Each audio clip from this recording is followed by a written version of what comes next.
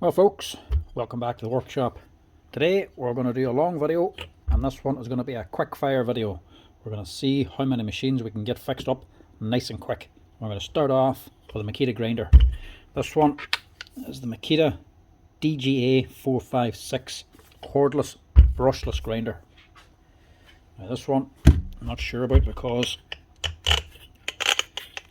she's barely turning. Well, turns, but it's stiff. Normally when they do that there, it could be the controller might be cooked. The only way to find out is just switch it on and see. Right, she works, so it might be able to be fixed.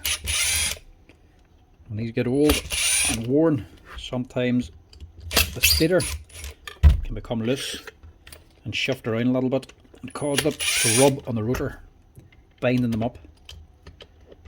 If you get to it early enough, you can sometimes fix it, and for cheap. How old is this? 2019. So it ain't doing too bad. 6 years old. Yeah, you can see where she's rubbing. It's not normally a bearing problem. It's normally a stator problem. You can hear it rattling around. Common for the Makitas. Oh, it's just rubbing up here. Look. This has come loose or worn from the housing. The plastic probably worn away, and this is starting to play because this is a magnet. It wants to get attracted to the metal on the stator, on the field. So if this moves, the magnet's going to pull it down and start rubbing in one location. But you can quickly fix it up if you get to it early.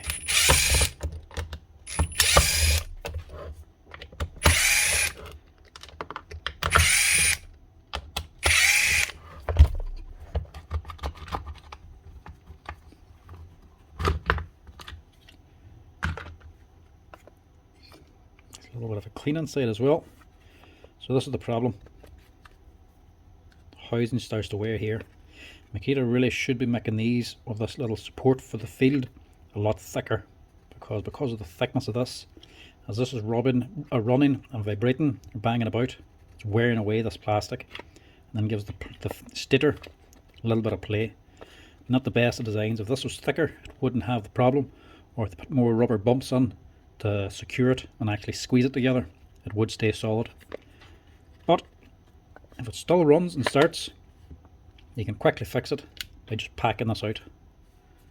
So she's rubbing this side. What you want to do is push the field up this way. You're going to push the stator up to clear this rub. To do that, you just need to put something on down here. The best thing to use is just a piece of paper. Seeing as it's in here, we'll also just quickly give this a quick wee clean too.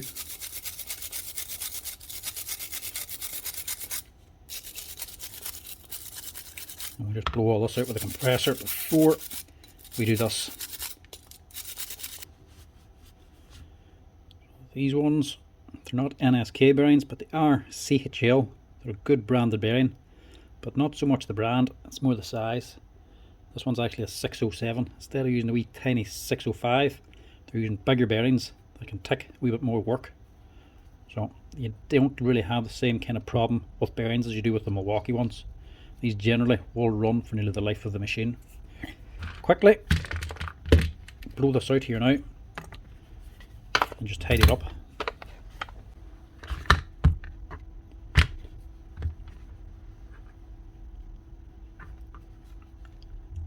Now this one's caught in a lot of concrete. There's not a lot of metal dust inside of this, so generally clean up quite well like that and very easily. Concrete dust for concrete, stone and tiles is a lot harder on the bearings too. So all we need for this little repair is a piece of paper, or in this case a bit of cardboard.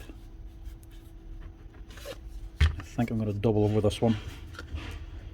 So you just want it as thick as the steel laminates here on the stator, and that's enough.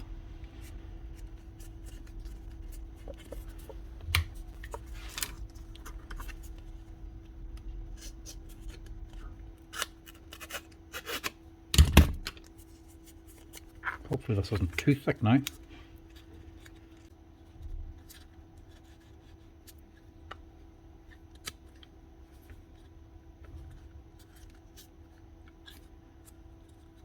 Or I just have it a little bit too long.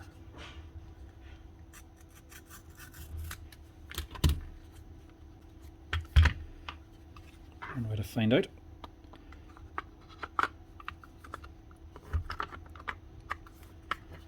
Wrap the cover on and see what she closes like.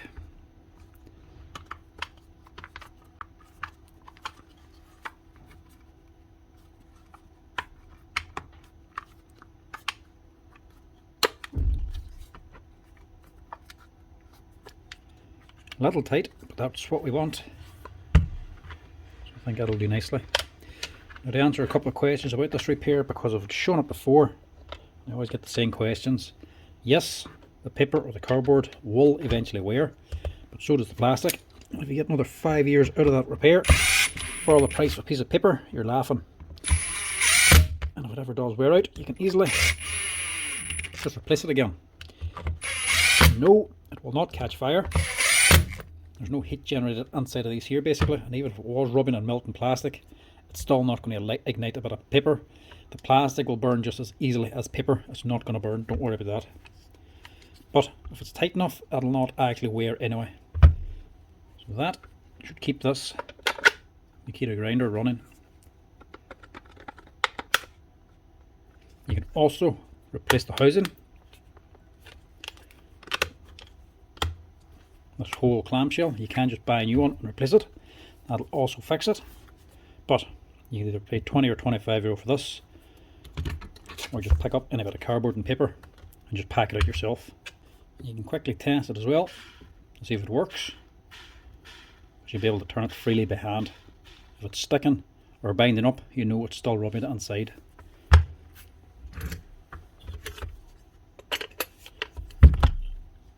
Just drop a wee bit of grease on, wee pea-size amount, just to keep the gears good. But generally you don't have to put much grease into these gearboxes anyway. Cordless grinders don't run as fast and don't have anywhere near as much power, and don't last for anywhere near as long a time as a corded machine. They won't do the same amount of work. They're a convenience tool, not a running continuous tool. I know we all use them as a main tool now, but if you're doing a lot of grinding, you're still going to go for a corded one. So these don't do as much work, so the gears rarely actually wear out in these things. So you don't need to worry too much about topping that grease up. Plus, you don't want too much grease in here anyway. Any light coating will be enough.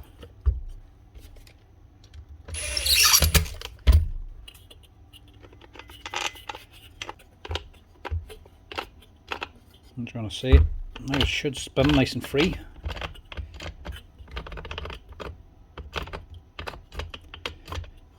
Well, that's not right. It's still stuff. Turn freely by hand. I'll use it like that.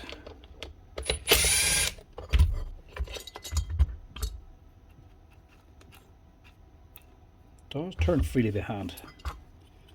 Alright. More problems. That's not even the actual problem. She was rubbing, but wasn't the main problem. So it's a good job this went to save the motor. The problem's actually up in here.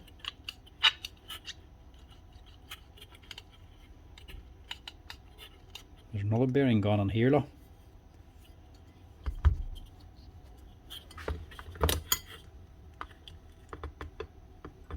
Oh, we can't get that off. Well, we can, it's just harder to take off when we have it off the grinder.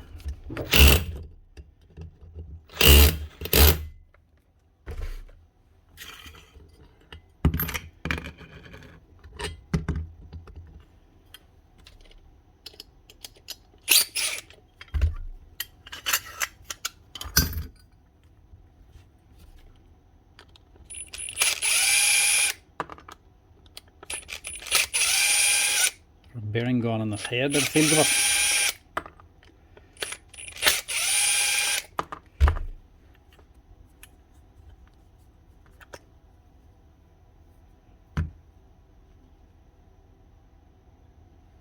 Right, so this bearing on here is actually gone too. So we'll have to replace that.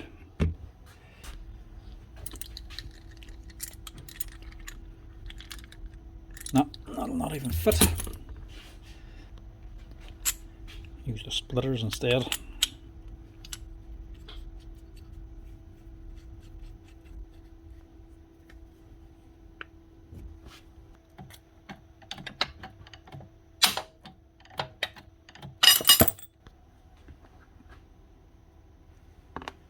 That's just where the grease we put on went to, just at the bottom of the bearing.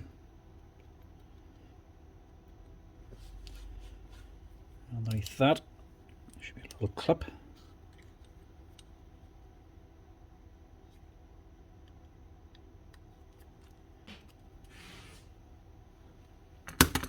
That out,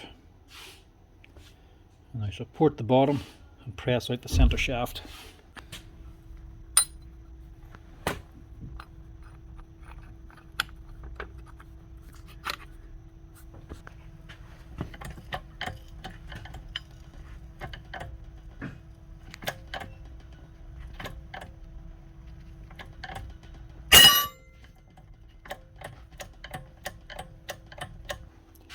They're not easy to press off. You need a big thick washer with a notch cut out of it as well to actually get that off safely.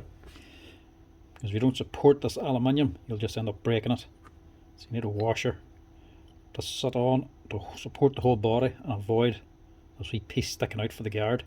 Pull that out. You can easily replace the bearing now.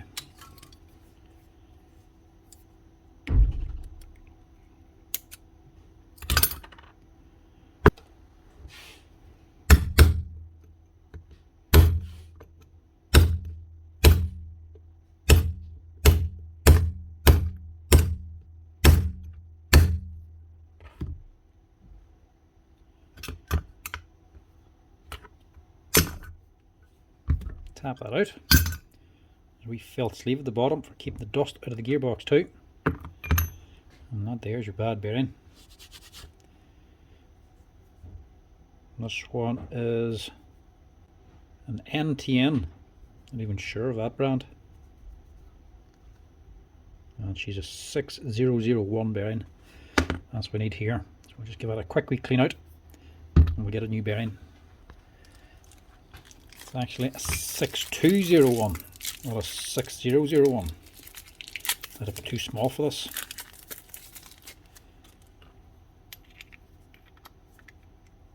So I'll press that on first.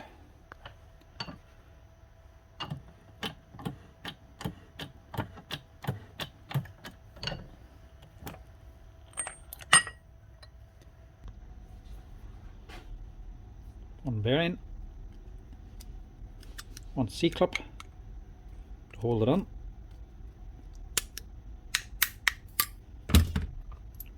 And press this on two parts in. Put on your shaft first and then press your gear back on.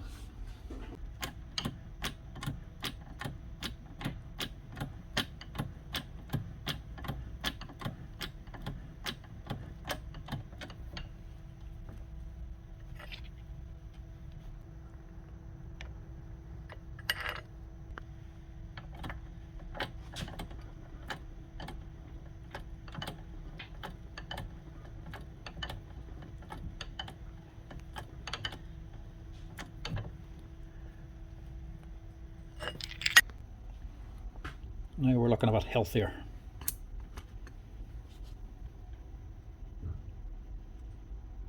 Don't forget your wee clip. Hard to get off, easy to get on. Finally then, a wee bearing on top.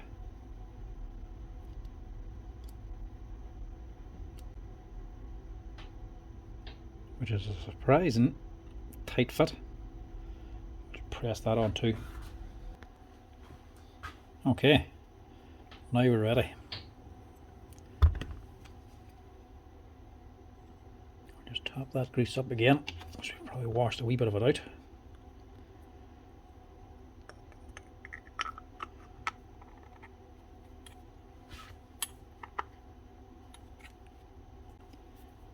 And then this part for the guard and this line should actually be at the bottom. We're making a mess. Should be doing that side. So this is the stop for the guard for it to swivel on.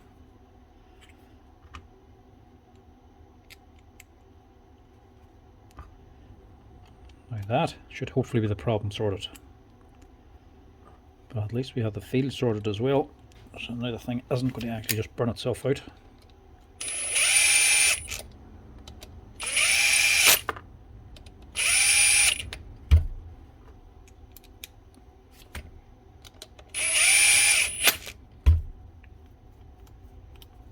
Much better.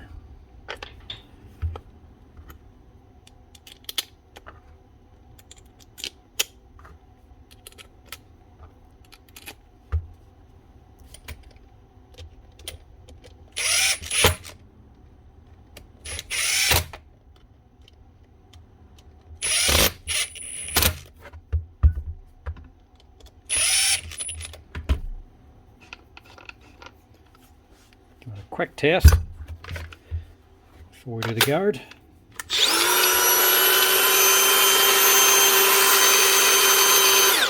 Spot on.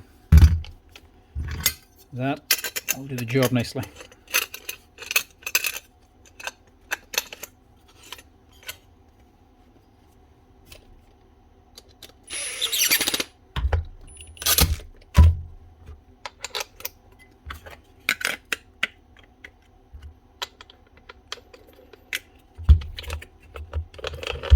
And that's it.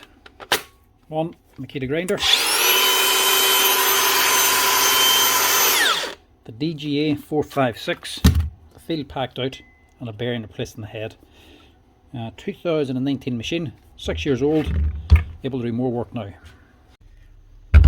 Now, the last one wasn't as quick a fix as I was hoping, and I don't think this one's going to be either.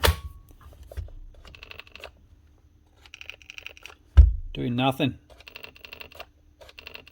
You can hear the motor trying to run, but doing nothing.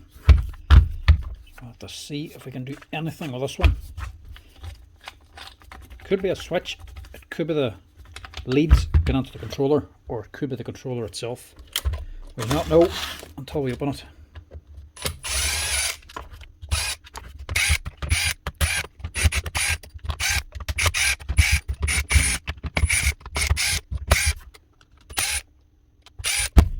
Suppose it could also be the gearbox as well, unless something's jammed up inside of here.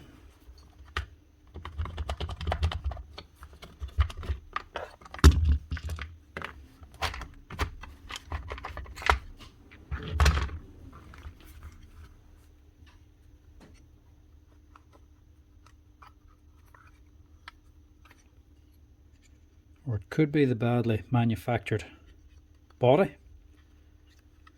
Leads are crushed. Well, not crushed, but at least cut. They've been squashed, but they haven't been broken. But this one as well hasn't been installed right. How old is this? Where's the badge? It's actually 2014. 11 years old. I wouldn't say that's a manufacturing fault then. I would say that has been dismantled before by somebody else. Hopefully not me. And just put together again wrong. I can't see this running for 10 or 11 years without having any problems whatsoever.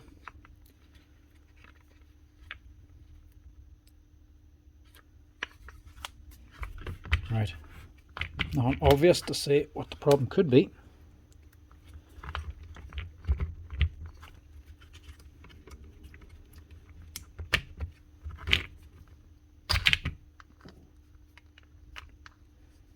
There's a bad bit of rubbing going on there too.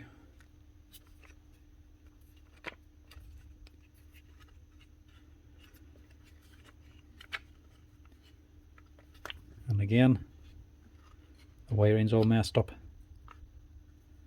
That's only for the wee hoover attachment. Onto this wee connector down in here. It's definitely not manufacturing fault anyway, because there's a wee foam sleeve fits inside of here that actually grabs the cables and cushions them. That's actually missing.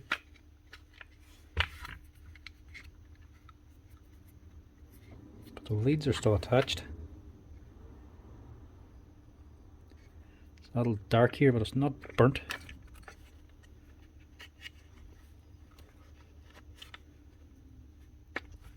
I wonder if that rub was something because of the way that was sitting.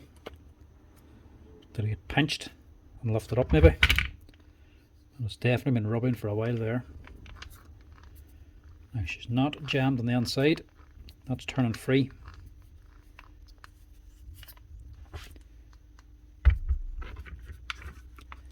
Question is, what is actually wrong with it?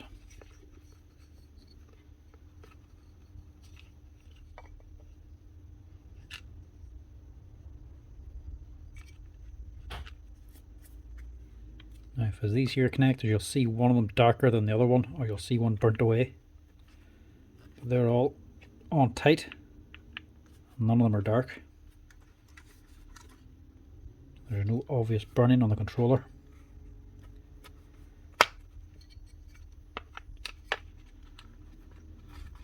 Right, according to the serial number, it actually was in here before, but it wasn't me that worked at it, because it was 10 years ago it was in here.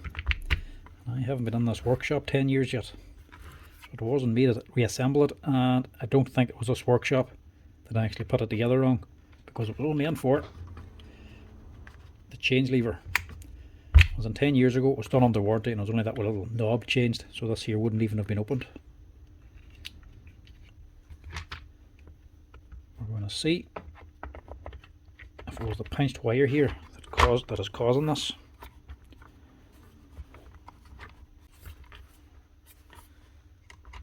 It's just a wee lever over here. Just need to push it on.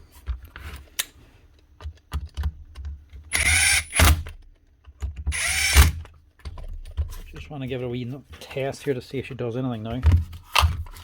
I just want to secure the motor so it's not rubbing. Looks like that's what the problem was. The wiring. So now I don't know why it was opened. I opened it and why.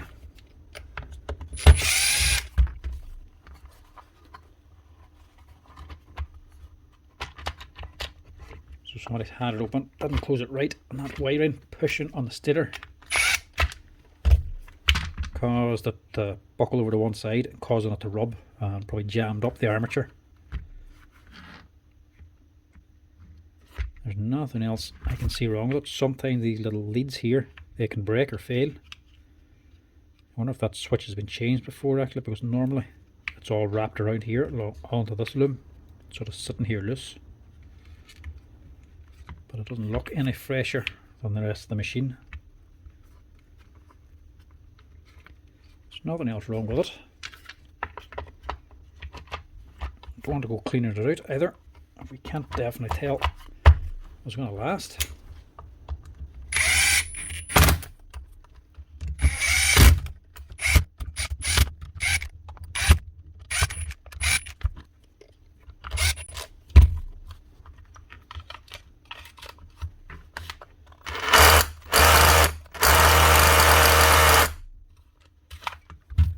It's definitely working,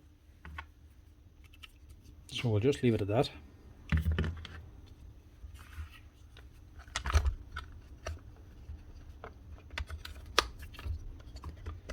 If there's anything else wrong with it, we'll find out whenever the customer gets it back. But she's working here for now. There's nothing else I can see, apart from just them pinched wires. The wee roller's missing from here too. That's not a big deal.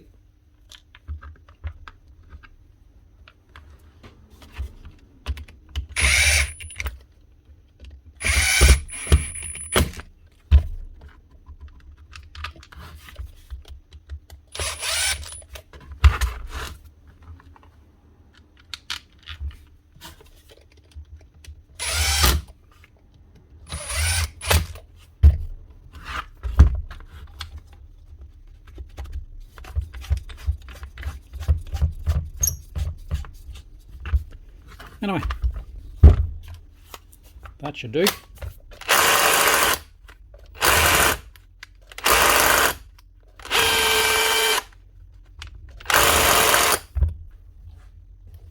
Just give her a wee test of concrete here. Make sure she's hitting this concrete bench.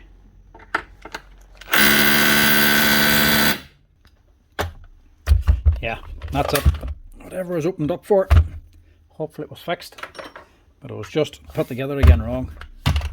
Fix them wires, position the field properly, and that's it. Stops it rubbing. Now the armature is worn. There is a track on it, but it'll still be a magnet and still going to run the machine. To replace the armature, you're probably looking at about 50 or 60 euro, and the machine's already up and running, so there's not much point in just replacing it. I would only replace that stator, the rotor, if the magnets had actually broken away, but that one is okay. Now this one's not a Makita, but it's one I need to get a look at here now.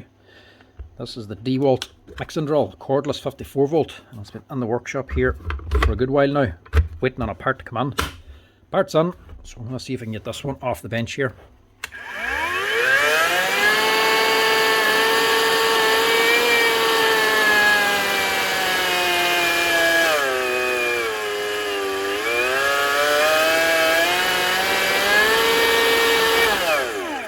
Problem supposedly is the speed controller. Customer says it's not consistent in the speeds. So we're going to replace this here and see if that fixes the problem. Now 54 volt Dewalts, what is this one? DCD240 type 1. A lot of these Dewalt 54 volt stuff now are actually classed as not repairable or not worth fixing. It's even under warranty. Certain models of certain tools, Dewalt have said they're not going to be repairing anymore. They'll just be simply replacing the tool. So these are actually good machines and they're powerful enough, but a lot of the 54 volt stuff, whenever they stop working, that's it. Any motor problem whatsoever, forget about it. You can buy bits up on here, actually have a metal gearbox for a boy because he dropped it and he bent the shaft, or bent the housing a wee bit. That's sitting there for him and he's never come back in for it actually. But you can buy the bits inside the gearbox, the bearings, the shaft, the gears and all. But up in here, the motor, you can buy the covers and everything, but the motor's one solid piece. Same as just about all Dewalt cordless tools. Motor, units, switches, all that there stuff is one piece. Luckily, for this one, you can buy the speed controller separately, which I've been waiting on and it's finally come in. Speed wheel is called N460556. Cost me €25 plus the VAT.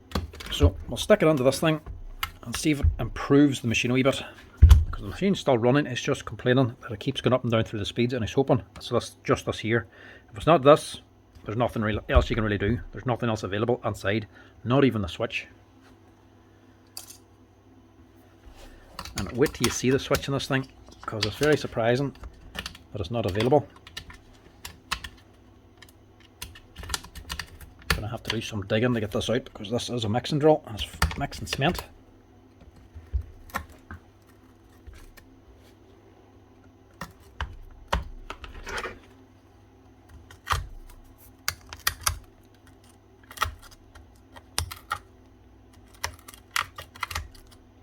As you imagine, mixing cement, you're going to be dealing with water. You'll probably be outside doing it. These things do see water and can corrode. You can imagine using it with wet hands, grabbing up the switch. Eventually water can get in and start causing a little bit of corrosion, which is wild surprising. It makes it wild surprising that these aren't replaceable.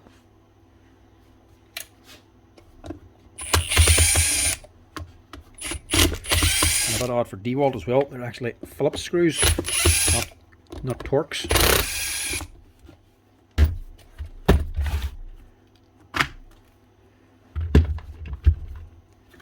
So inside we find the switch unit. Oh look, you can see that for corrosion. That's what happens. Water gets up and around here onto the switch and starts causing corrosion. You would assume not that big a deal. Mixing drills, if you've ever used one, you know rightly, you have to replace the switch every once in a while. Not these, can't replace them. Dewalt do not supply the switch separately from the motor. So if it goes, you have to replace the motor, which basically means you'll just be replacing the whole mixing drill. That isn't just a bad design, that's just a con as far as I'm concerned, because that particular switch, if you look at it, is extremely similar to a lot of other Dewalt tools. It's got a wee cover on here, but that simply pops off. If you look at that, I'll just look at the badge on it actually, so you can look up the spec on it. It's a default switch 1746B. Look that up and see if you can find anything similar. Dewalt actually use that switch in other machines. It mightn't have this big snubber diode, but you could easily put one on, or else just unscrew this. You don't even have to actually. They're on the terminals here. You can take the terminals off and put the snubber diode back onto the new switch. You don't need this cover, but they don't supply this, only along with the motor. So when this wears out, which they always do, there's always the first thing to start going on a mixing drill normally. That there can't be replaced. They don't sell you this separately. A switch that's not hardwired in, it's just screwed on like a normal switch in any other Dewalt tool. But you can replace this at least, which you have done before.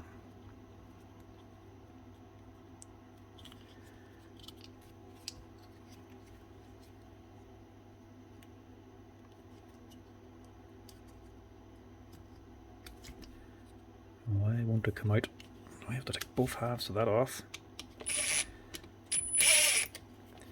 I do. Oh, you are awkward.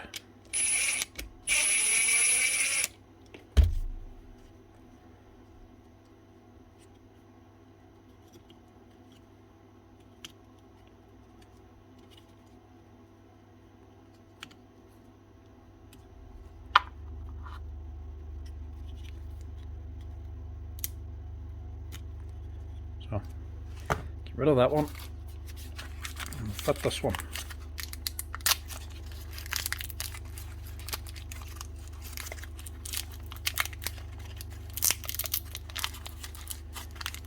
But it's strange that they could let you replace this, but not the actual switch. Which way am I again now? Why did I just take that off now? It must be that way.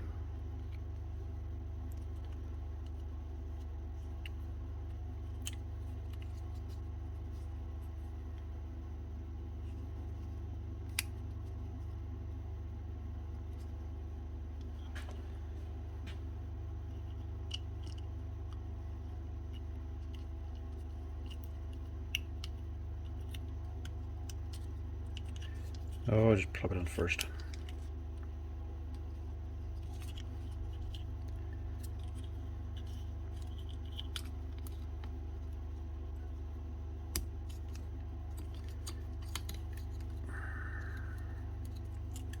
So there's your contacts. Oh, look at the rust on that lot. I hope the problem's not the switch. Even if it's not, that ain't gonna last much longer anyway. So good job, this is a cheap enough part. You wouldn't want to be spending much on it.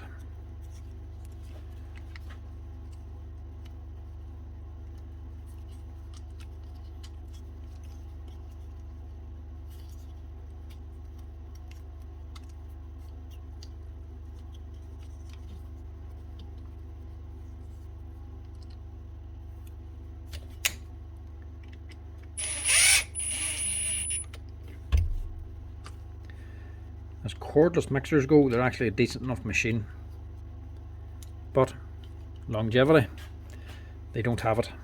They don't last too long. You're not going to get the same runtime out of a cordless machine like this as you are with a good old Ibenstock or a Fina mixer. Them things last a lifetime, and they take the abuse and get you fixed up. These things you have to be careful with, and when they break, you're scuppered.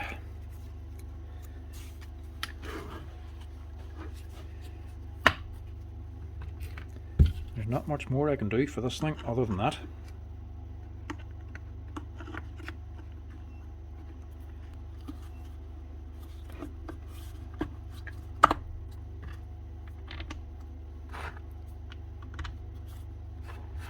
hopefully that makes some difference. I suspect that switch is eventually going to fail. I must spend a wee bit of time myself actually comparing some of the Dewalt switches and see which one is compatible with this. And the next time I get one on, if I find out, I'll be sure to actually post it so that other people can fix it.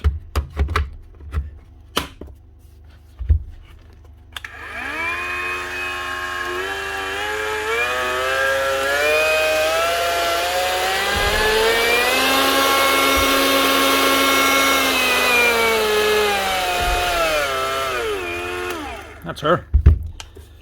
Go up and down through the speeds nice and smoothly now. Getting up the top speed and no intermittent as well. So whenever he was running that, sometimes he'd be putting it on full speed and then under load she was just dropping down to lower speed then. So that'll keep it running right. But when your switches go, you have not much hope of actually replacing it unless you replace the whole motor. Decent machine, but not exactly repairable. Dewalt know it and don't plan to make it repairable. Now, this one is an instafix. This is from a good customer and he's stuck. And he needs it back straight away. Well, at least I get it back to him nice and quick. There's the problem there. Lead.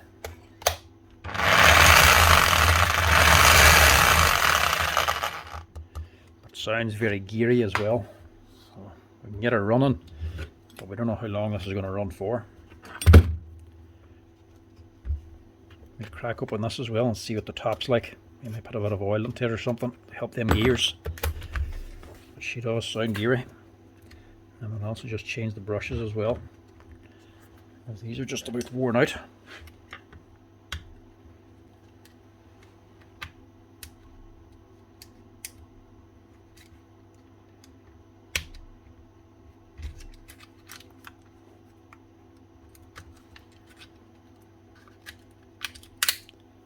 Not much left of them, they're all the way down to the pin. Or even not to the lead actually. So that red light was about to come on anyway. Luckily the screws don't look too badly damaged.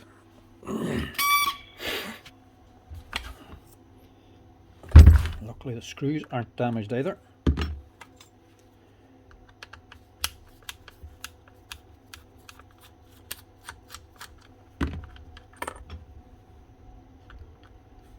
A lot of the time people will just stick a palsy screwdriver onto these holes and tear up the threads or the head of the screw. They're a T10 Torx. If they ever get damaged, make sure you replace the actual screws. You can buy them separately from Bosch, or you can just use another screw. But if you strip out them heads and you can't get them out, they're that deep inside, you can't exactly drill them out. And if you destroy or damage the holder, you have to replace the whole speed control. So if you're ever changing the lead on these Bosch hammers with these wee small screws and here, these Bosch 5s, it's a T10 Torx. Don't use anything else.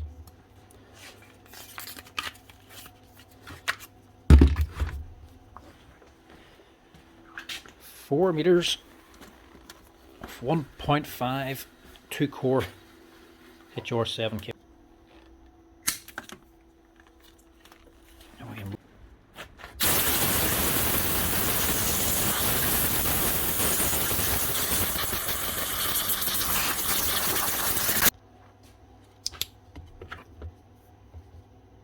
For this end, you don't need to take too much off the sheath.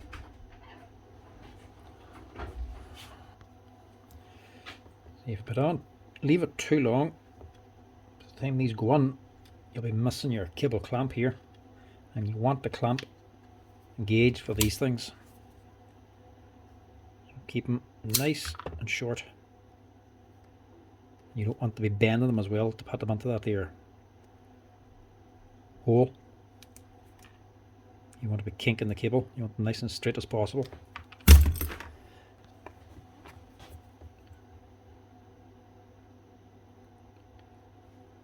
And these boys are just optional. You don't need to use them. But they make things an awful lot easier when you go to fit.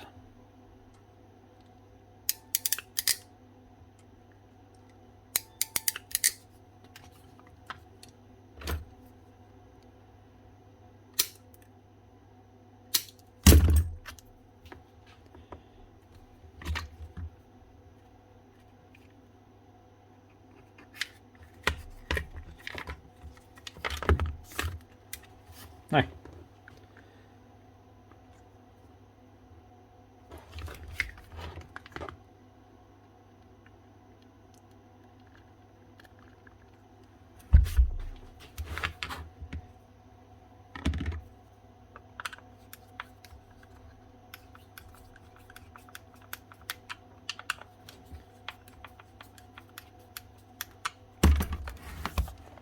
that's what you want to be left with.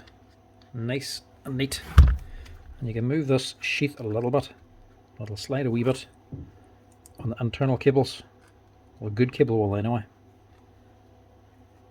But you want the whole outer sheath to be on the clamp.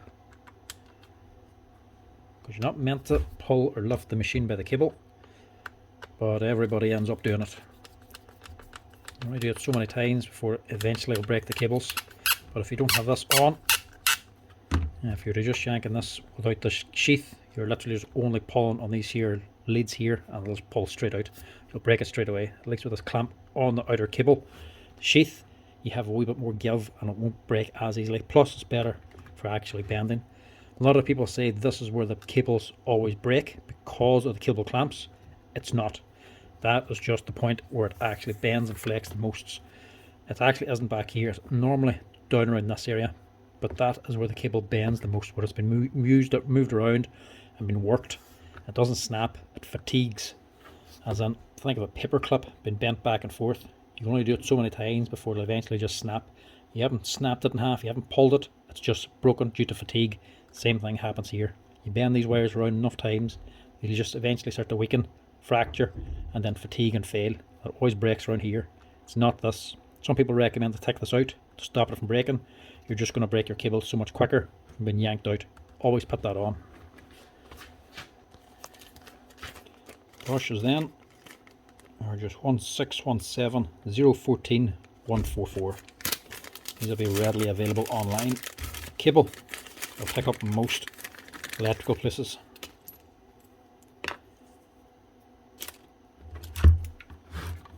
If you want the good cable, the HR7 cable. Don't be getting the HR5, it's too thin. HR7 is a rubberized cable, it's nice and comfortable to use.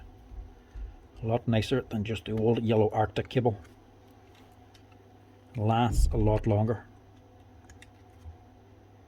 But just make sure it's 1.5mm and not 1mm cable. You need the heavier stuff for these hammers.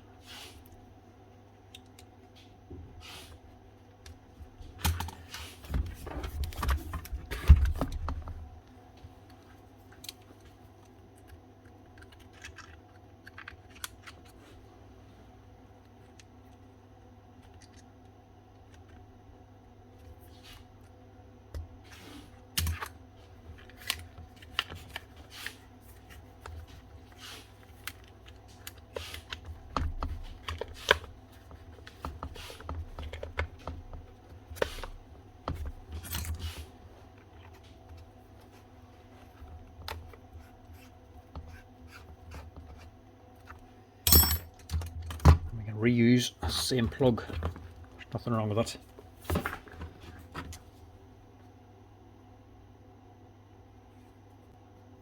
Loving the wee Nipex knife actually. Got this in the last order of hand tools I bought. Just threw it into the basket because it was cheap. Thought she was a bit big for what she is, but it's actually quite handy. I think like £15 or something like that. They're a nice wee job. I like this wee round just for cleaning up the cable here.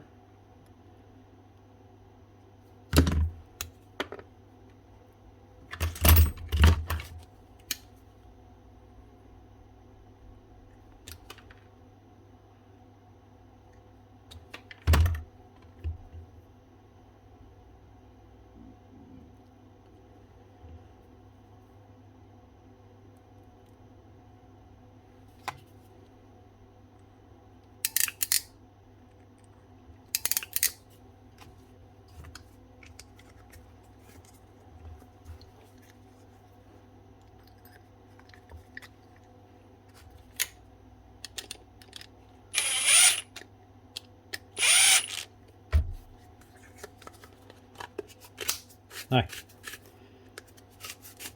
that's it up and running. no longer starting and stopping. Now we just want to look at the grease up here.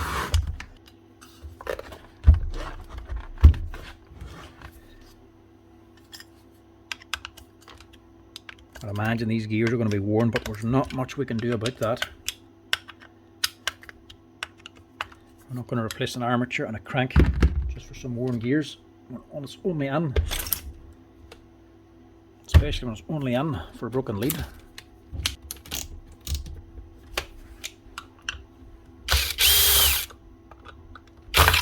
Oh.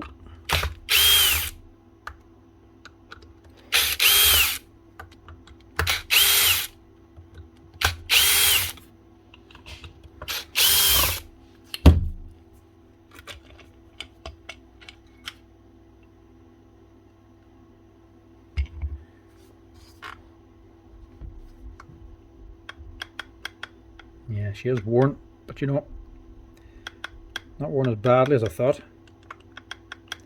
Main thing I just want to check is the crank itself, the needle bearings in this. Is there a lot of sidewards play? There's actually not. It does just play on the armature. A wee bit more play there.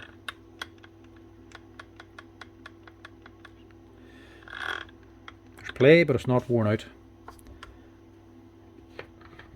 So I'm just going to do my normal thing. Just put in a wee bit of oil just to help it. The oil just helps keeps the gears a wee bit better. It's not a cure. We know it's not a cure because I've opened up brand new ones and taken some of the grease out and put oil in to thin it all down just to see if it made an improvement on the gears. It doesn't in the long run. Eventually these Bosch ones, if you're using them a while lot, they do start to wear through the gears fairly quick. They're just not as hard as what they used to be. Still a good machine, and they're light enough for most boys, especially boys wanting to do chasing or stuff like that.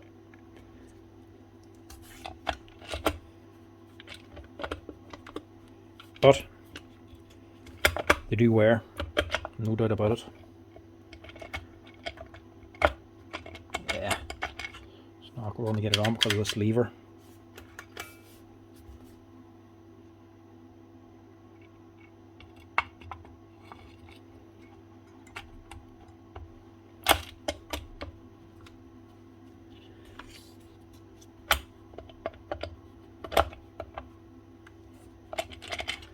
Not going to install.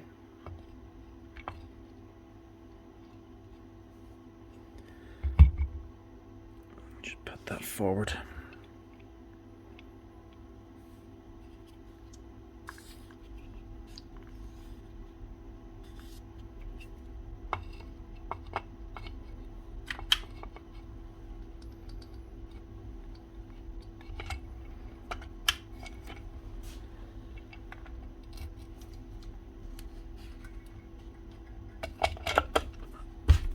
Better.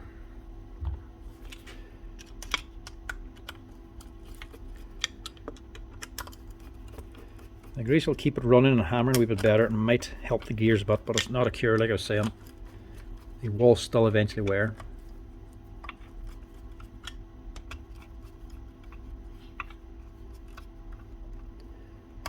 But it's wild difficult to get a good hammer now, today, that is good in the long run altogether. That's a good hammer, a good weight, good last, and good repairability.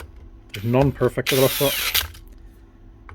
These are good for weight and for power and for performance when you're actually using them. The other one after this is that Makita hammer with the brushless motor. That's also very good for weight, especially on hammer only, or actually the boring one as well, ain't too bad. Good longevity, but the chisel lock keeps failing as well up on that one. So they're both round about the same performance wise. The Makita and the Hilti keep losing the chisel lock. These ones, after about 3 or 4 years of constant use, eventually wears through the gears. This one's a 2020. If you're doing something like chasing, we're using the machine constantly all day long, you might get a year or two out of them before these gears start to completely wear through. Hard to just get a good one that ticks all the boxes.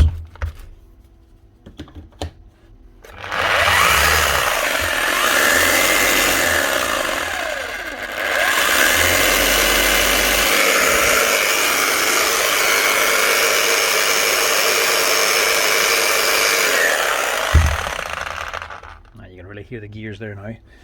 Now, a bit of sparking it on down there too, but there's not much we can do about that. It's going to spark anyway because of the new brushes, but it's also going to be sparking because of the wear up here and the fact that it's 5 years old. The armature could be a wee bit damaged, you don't know, but it's only on because of starting and stopping. The lead gets it running, the brushes keeps it running, and the new oil will hopefully keep it running for longer. But there's not much more you can do. Can't just replace an armature because of a little bit of a spark when it's not on for that. Even if it was, it'll still run on the way it is fine until it eventually burns out completely, destroys the armature. When that happens, it's still just the armature you're going to be replacing it anyway, so we still let it run on the way it is. Let your man get the most amount of money out of it. Now, these two, just shush, say nothing. I've said it too many times and somebody just has other plans, so we'll say nothing and just get on with it. I said before, not looking at Hiltis anymore, but when the boss man says to look at them, I have no option but to look at them, so I'm going to see what we can do with these here. Two Hilti tools, cordless ones, an 18 volt, or I think it's an 18 or 22 volt Hilti cordless drill and a Hilti cordless grinder. We'll look at the drill first here. So this is an older model, the SF6HA22. I take it she must be 2018. Well, the battery's 2018, so should be. We're going to see what we can do with this. Well, we fart out of it there, but nothing else.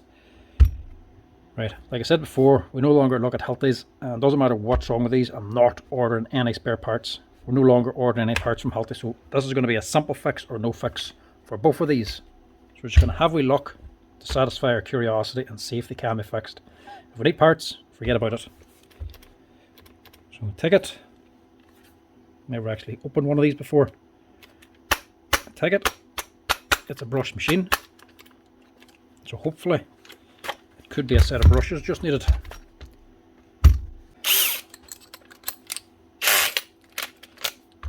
How insulting to Hilti. Using the top brand, tool manufacturer, dismantling it with one of the cheapest, the Milif. How ironic. The cheap tool fixing the expensive one. But it's not actually fixing it, it's just taking it apart. I have to say, it feels like a nice drill, this Hilti. I wouldn't actually be all that big a fan of them. Or at least not the modern stuff. This one feels quite heavy. Even breakdown diagrams for Hilti are a bit of a torture because you actually have to get in contact with Hilti to even get the breakdown diagrams. You can ring them up and they'll just email them to you. It's a hassle of getting in contact with them first and waiting for somebody to email it on.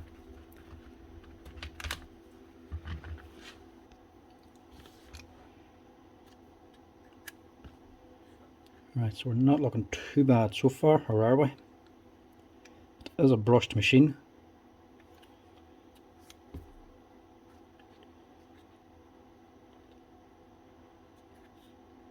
Johnson motor. I wonder if this is a Panasonic drill. It's a very similar switch and a very similar build quality in the motor. Just a wee bit fancier. It's got a wee speed control back here, look. Wee speed pickup, wee tacho.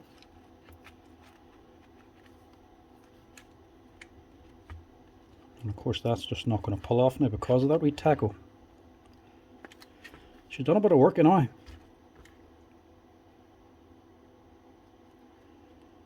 I was hoping it was going to be brushes, but they are badly worn.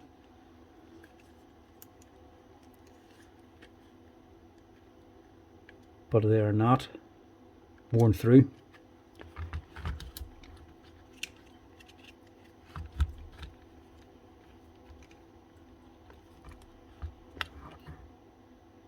Same wee plate as a wee Panasonic drill too. I wonder if Hilti just got this from Panasonic. Because they would do that sometimes. Or at least they used to. We just get other brands to manufacture their tool and just put Hilti on it.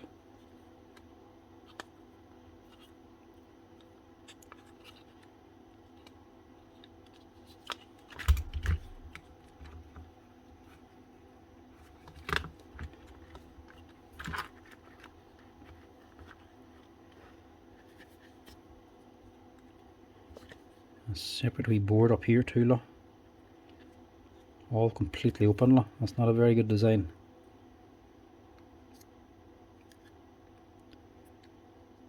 That'll be just for selecting your clutch setting,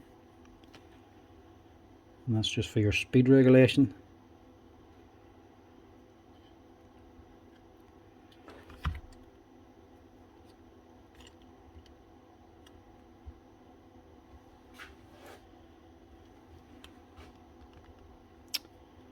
What an awkward way of doing it.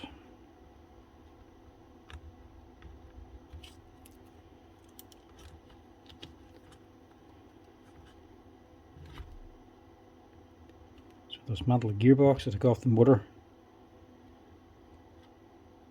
Have to unscrew the switch. Then you have to clamp all this on a plate or something and actually press off the shaft and a vise, because you'll have to pull this off as well as the tacho, otherwise you'll just break that. All that just to remove the brush ring. Now what I was hoping on doing, if it was the brushes, was to not bother ordering a brush ring and just use the Makita brushes instead, because it does actually work on Panasonic tools and a few Bosch drills and older brush motors. You just modify the Makita brush, snap off a wee bit of the end, the wee clip for the back, and just use the clip without the wee curly piece, and just clip that onto the brass holder and just put the brushes on as normal. You just need 2 Makita sets. You can do it with the Bosch ones and you can do it with the Panasonics, but you might have to file the brush a wee bit to get it to fit in here. But that's not going to work here because it definitely isn't the brushes. If I move this brush ring, then brushes are still making contact, and so are those. So it's not the brush ring. In other words, it's going to be a component inside, whether it be the switch, the controller, or a wee sensor up in the gearbox. Something else is gone, and I'm not ordering anything in for it. So this, I'm afraid, ain't going to be fixed. Now, this was another problem with Hilti's, why we stopped actually using them or taking them in, because the cordless stuff was just getting more complicated. More controllers, more parts, more tools. So it's not a brush ring in this. It's either going to be the switch or the controller, this wee board, or maybe a sensor or a wire. Question is, which one? If you don't normally work on the Hilti tools, is it really worth your time ordering any of them in? Because if you're wrong, you're lumped with spare parts then you'll never use again.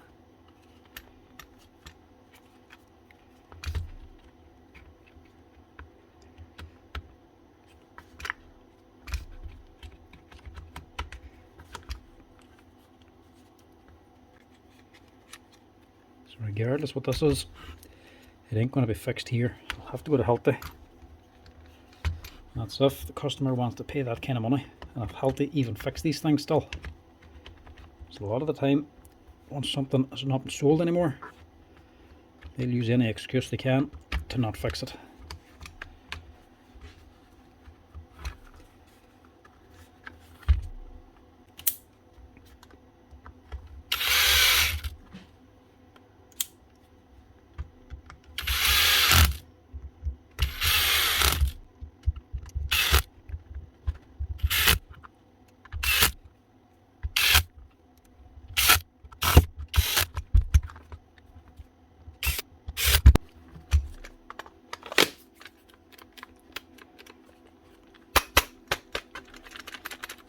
So that could be, well, it could be either.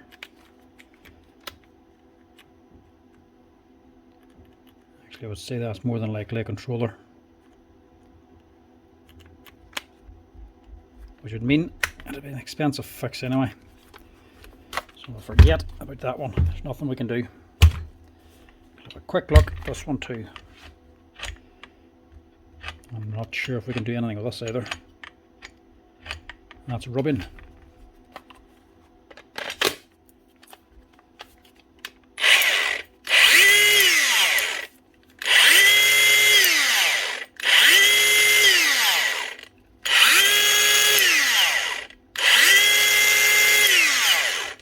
So that must be overheating.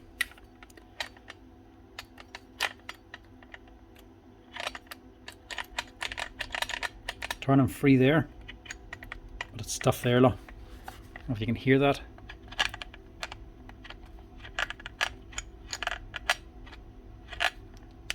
There's something rubbing down in here.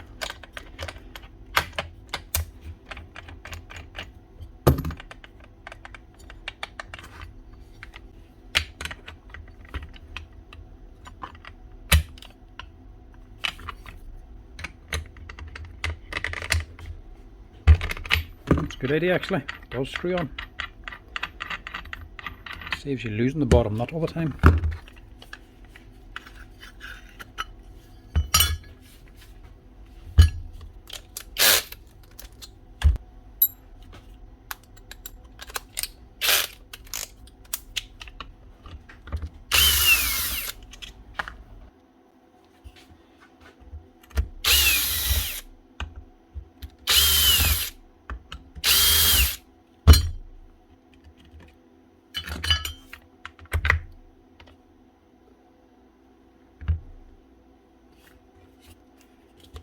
It's not a bearing on the top anyway.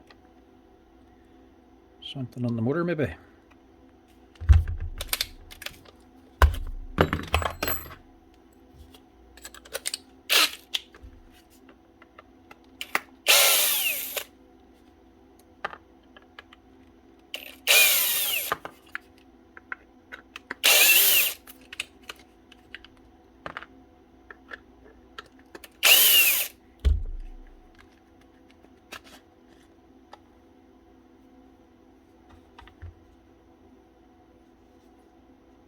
Right, that's different.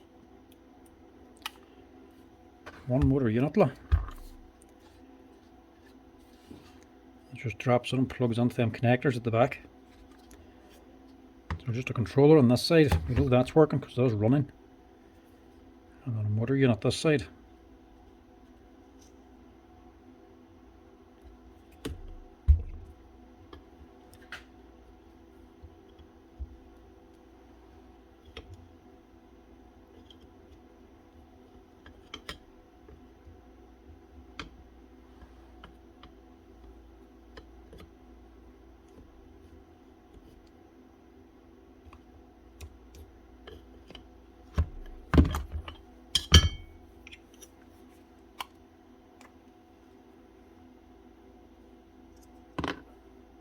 This thing's odd.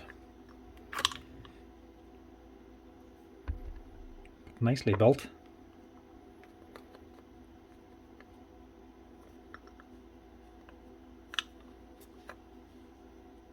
So it's actually on a coupling down here, look. Not a coupling, but a split shaft. Which is rusted in.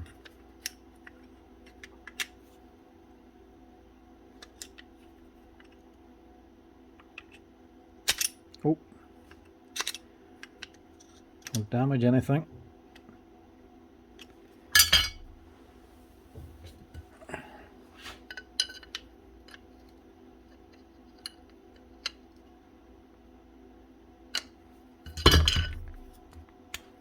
There we go.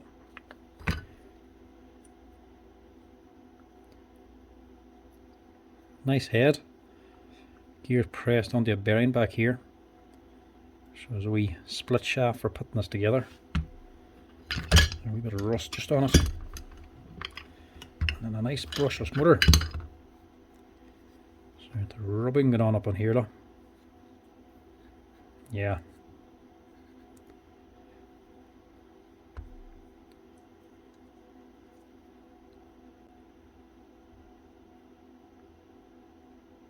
Bearings a 608.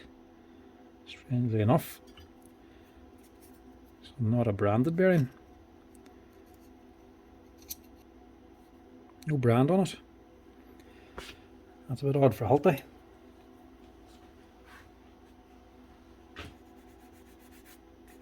Just polish the shaft a wee bit so it goes back together a little bit easier.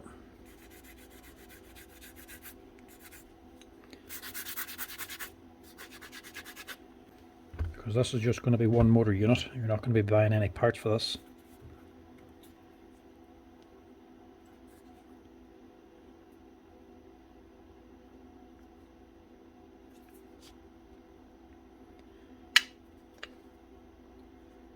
So that's in there. That's centering this.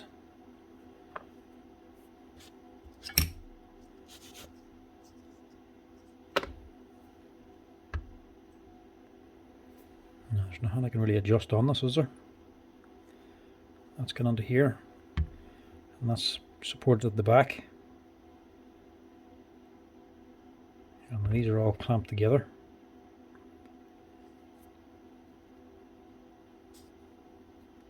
There's actually nothing I can do. You can't really adjust this like the Makita inside because it's not really doing anything. It's all it's the actual frame of the thing itself that's actually clamping this together.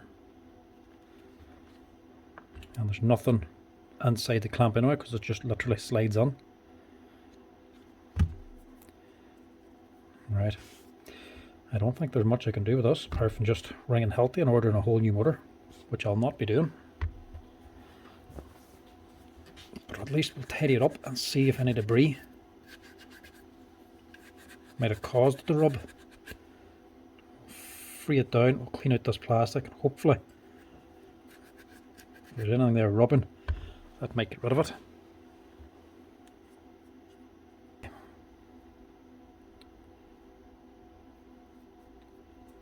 There's nothing I can really do with this either.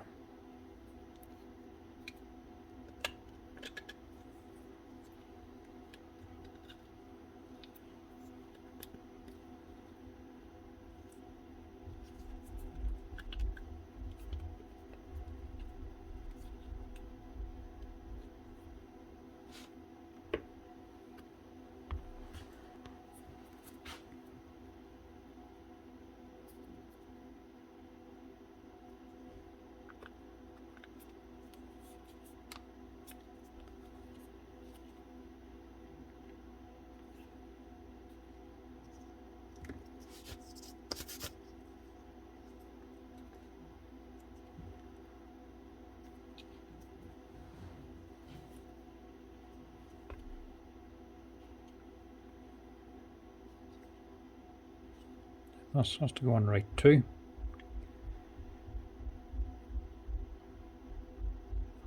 Take this wee boy, face it down this side.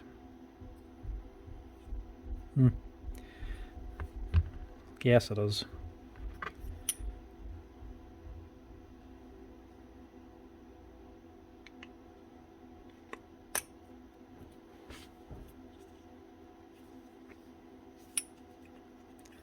Slides together easier anyway.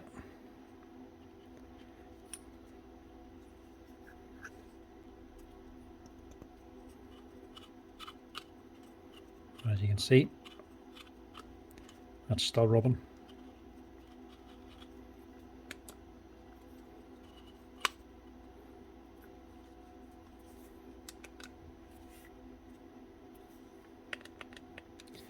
It's a nice looking motor, but it's not exactly well designed. Because obviously this field can move, be attracted to the stator, but there's nothing really to support and lock the field in place.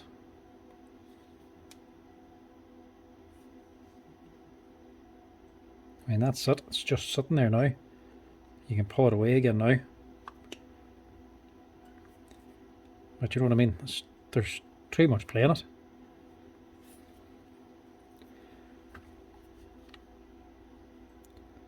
So that just slides down and all this locks together.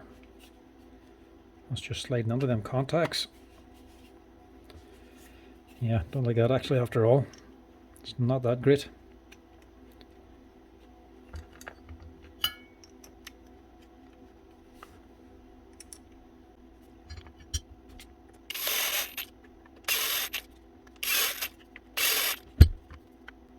Yeah, still stuff. Not much you can do with that without replacing the whole unit, whole motor and the whole body. That's just a waste of time. And one of the reasons why we don't like looking at Hiltis.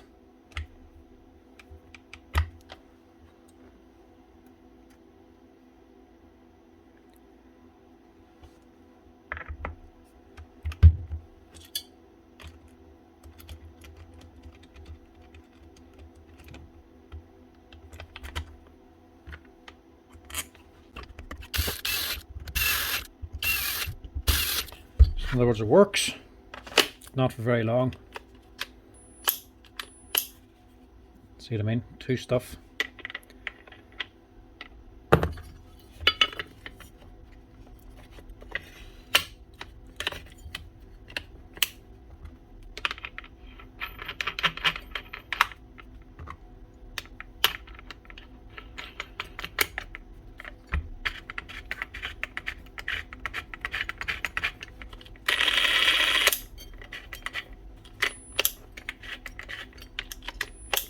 Nah, forget about that.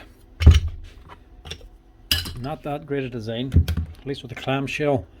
If the motor's going either way, you can adjust it by packing it out and just closing it up and squeezing it to one side. When they drop on like this, you have nothing supporting it, there's no way to adjust. If they wear, they've just worn, they're going to wear and the motor's going to pull itself over to the magnet and just rub. So that's not worth fixing, and that's not worth fixing, or at least we'll not be ordering any parts in for them. Now, next up we got a wee Bosch 18V jigsaw, the GST 18V/LIB, and this one's from 2017.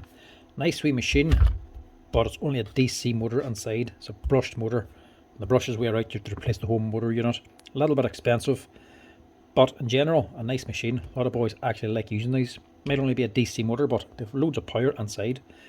Not a bad machine, but don't like that. And the main thing that goes is over here, the tool holder. And I think that's what's gone here. Yeah, definitely. It's falling apart. Running otherwise.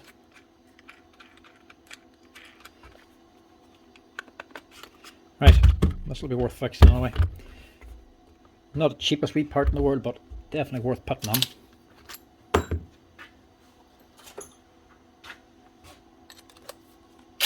And not difficult to change either. This is one anybody could easily do at home.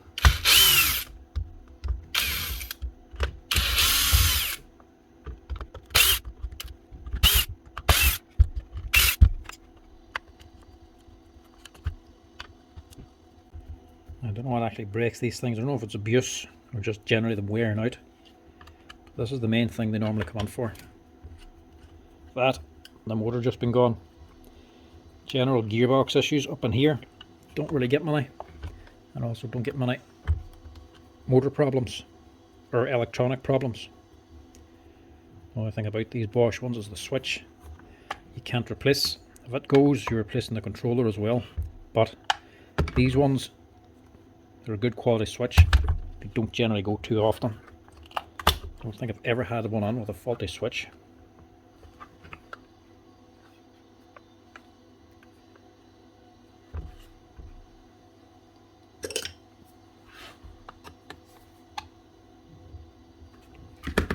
Yeah, to open that.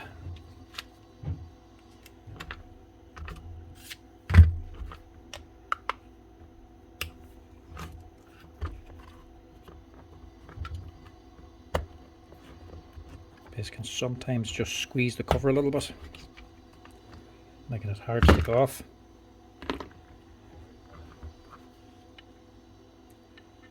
So she's getting a wee bit of work anyway, but not too dirty up in here. Cordless ones, there's not a wild lot of seals for stopping dust getting in, because they're cordless, they only have 18 volts to go with. A tighter seal makes more resistance, and you lose some of the power from the motor, so they try to keep it as loose as possible so you get maximum amount of power. But it means dust gets into them, so if you're doing anything wild, dusty or dirty, these can sometimes just fill up with dust inside. Makitas especially, not so much these Bosch ones. So that's the whole unit. All that can simply lift out. The motor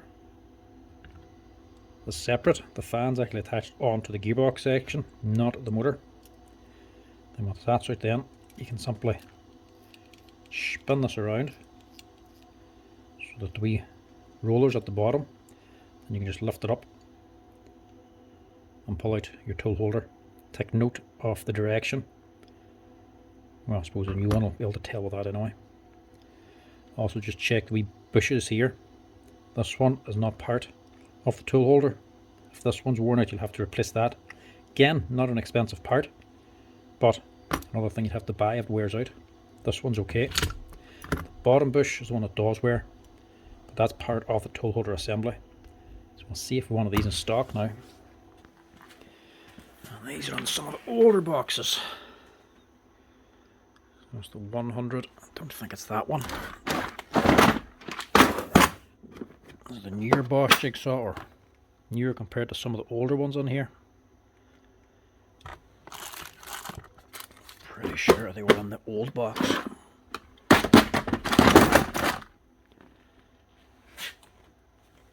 Down the bottom, GST 60, 65s or 85s.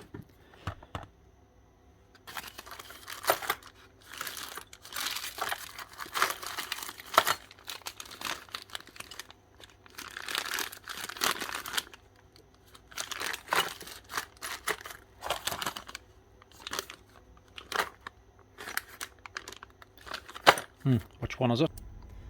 So we'll have to consult Bosch on this one. So they're all the bits you can actually get inside the motor on them. You're looking at about £72 list price. Not cheap, but worth putting on. And then your lifting rod, or tool holder assembly as I call it. That's just the boy that goes up and down, that holds your blades. It's looking at about £36. And this is the one we need. Ending in 173. 2600 780. That's the start numbers for a lot of the lifting rods, and then the last three numbers are different. 173. So this one is the right one. 173. Not sure what one that is off.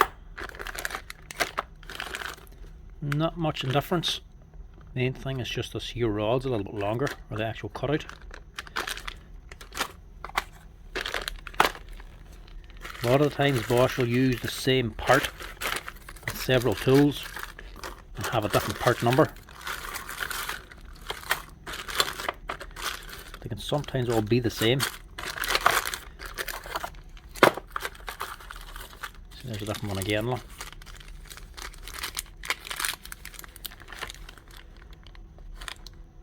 Very similar. And again, different part number.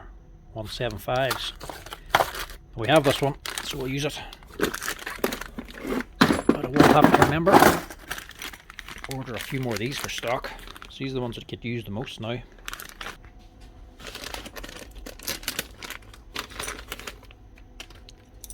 Comes as one whole assembly with a wee bush and seal on it. You can see the seal is just two steel washers and a wee nylon washer on there as well. It's not exactly a lip seal or anything on it, or felt sleeve or anything like that.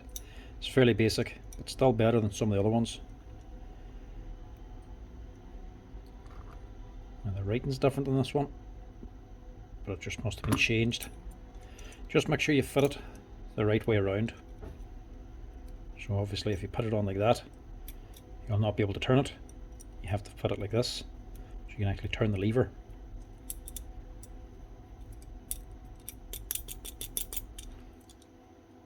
Pull that washer down so it's not getting stuck at the top, and just drop this on.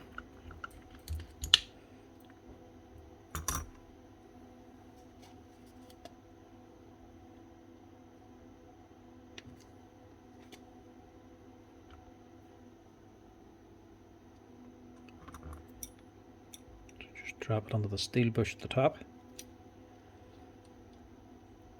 Drop this down.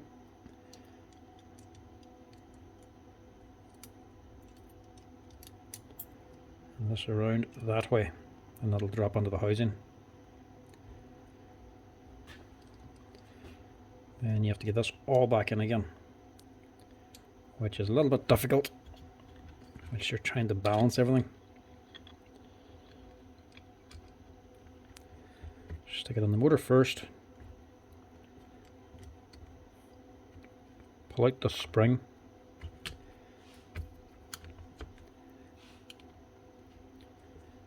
line it up as best as possible.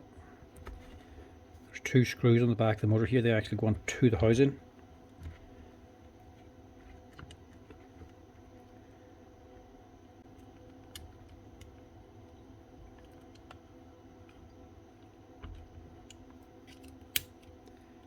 these little washers that's hard to get in. You need to be sandwiched between this bush and the plastic housing. A lot of the times you get one snag that's hanging out or something. Make sure they're all up in here. Make sure the sealing washer isn't hanging down here, or they'll keep running around banging until they break this little seal and then destroy your tool holder again. And that should be it. Last thing is this little spring. That just pushes in there, and it's just pushing your lifting rod back. That's all it is. Otherwise it's going to be springing back and forth. That's just a little leaf spring to keep tension on it, and that should do. Get rid of that one. I'm just going to put a touch of grease in this, just a touch, just to have on this lifting rod and on the bush. There's a completely open gearbox. There's no separate enclosure. It's just a body holding on this grease. It's just to coat it. It's not to be pulled. It's not meant to be filled. If you put on too much, it will just leak out everywhere. So a light coating just on the components, and that's all you need. Don't go putting on any more. If you're in any doubt, put on none.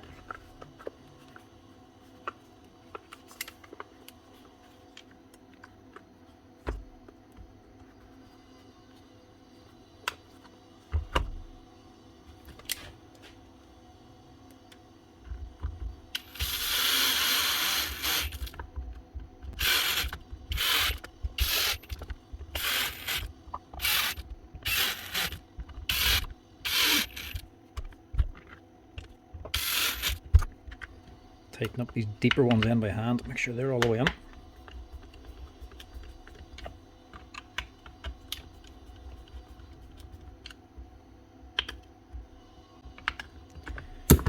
And that should do the trick.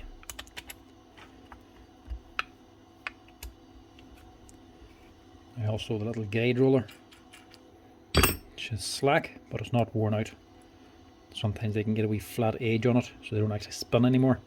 To get that, do replace it, but sometimes you can just wear through completely. But that one's alright.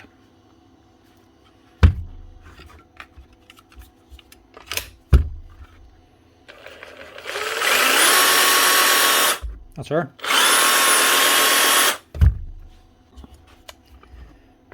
One Bosch 18-volt jigsaw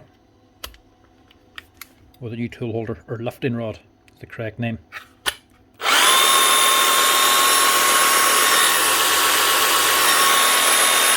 That's her. Ready for work. Not the cheapest of fixes, but at least it's easy. Right, Dewalt drill. At least this is the better one. This is the DCD796 Type 1. This is the model I was saying. The newer Type 11 one, they started putting the bad switch in. So this is only the Type 1. There's also a Type 2. Well, I don't know how many types there is exactly, but it's the Type 11 that's got the bad switch. This one should be alright.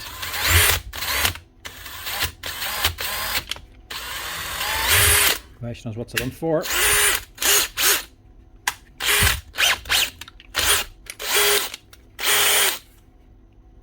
Chuck's working, drill's working, light's working.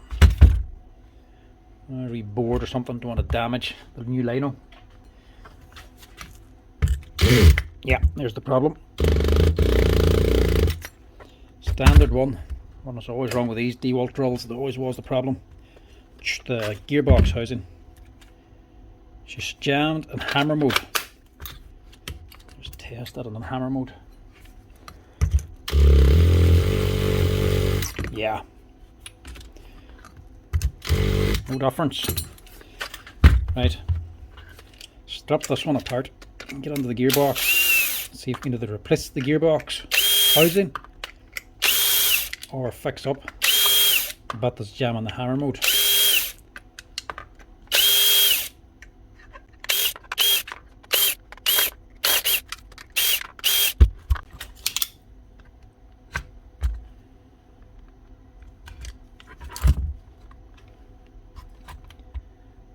Oh, missing another one.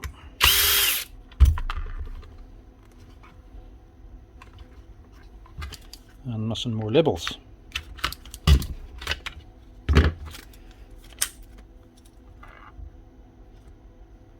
That side's okay.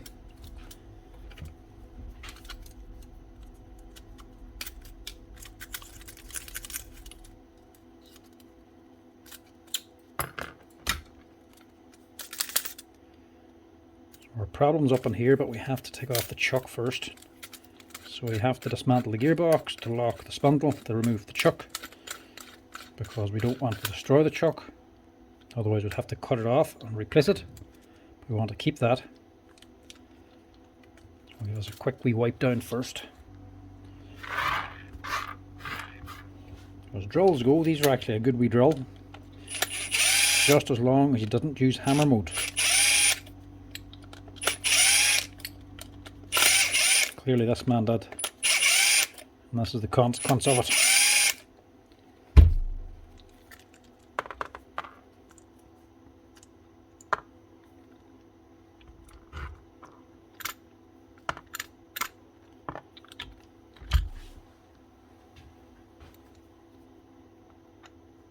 Hopefully this one comes off, because the last one actually just sheared off the spindle, because these chucks are on tight.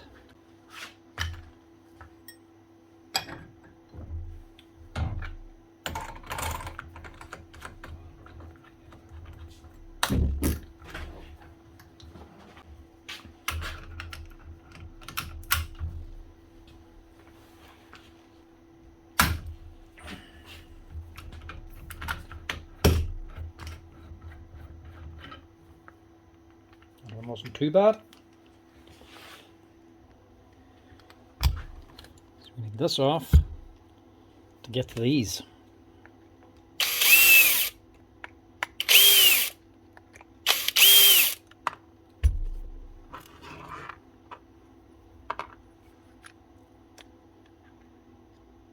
So now we can just pull all this out.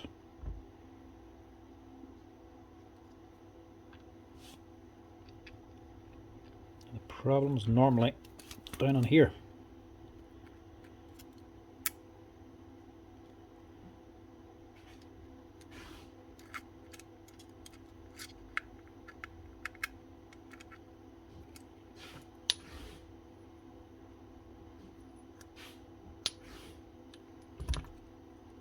Normally is, but not always.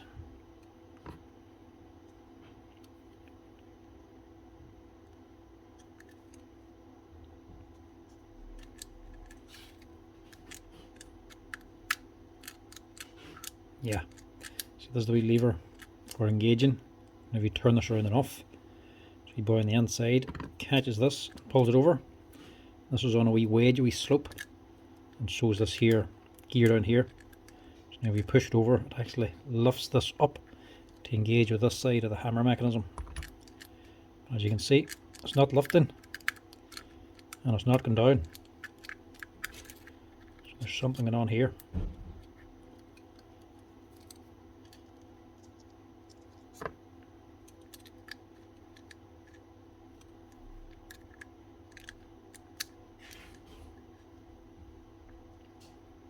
So it's actually this that's broke.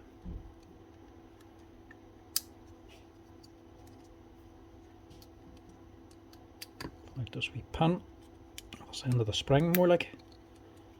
Just take this out.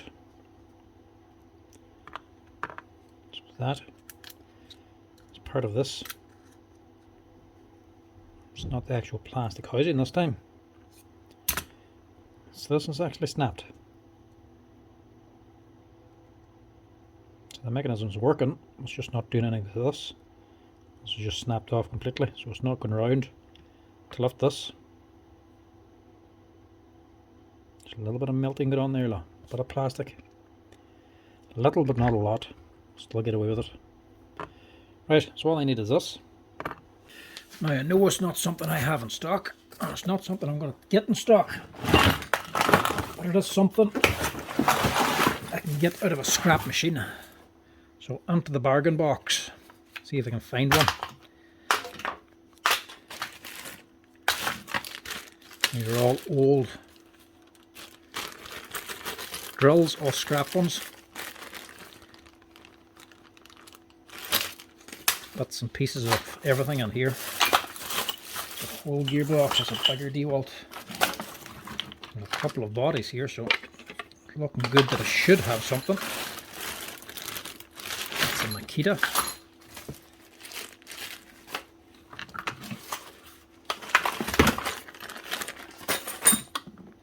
It's a DeWalt motor, so there should be a gearbox in here.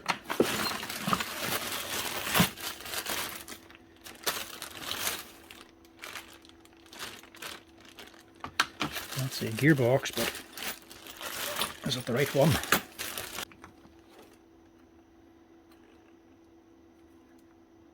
Well, keep it for now, keep looking.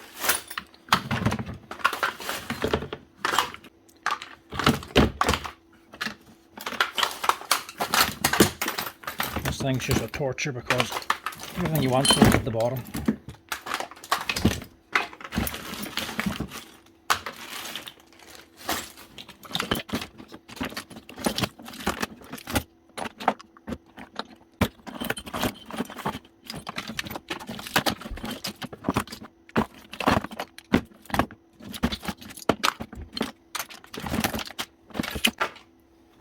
Saves you ordering on more parts for the silliest wee thing and waiting for it to arrive. It can sometimes be worth having all the scrap. It's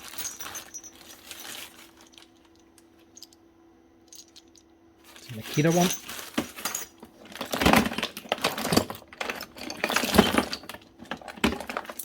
Someday I will go through this and organise it, but not today.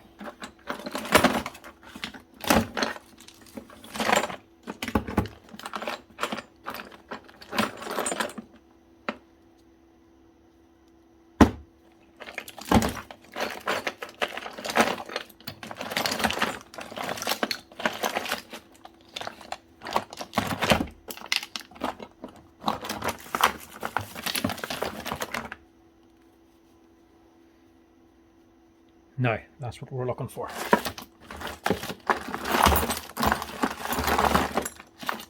That'll do. Carefully rearrange it all back in again so it all fits neatly.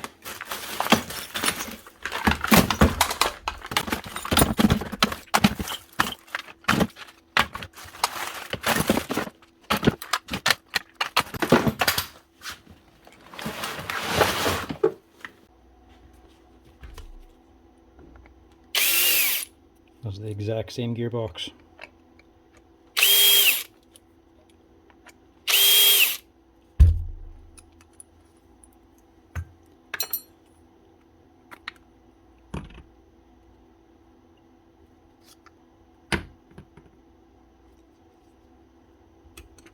As long as it doesn't have the exact same problem.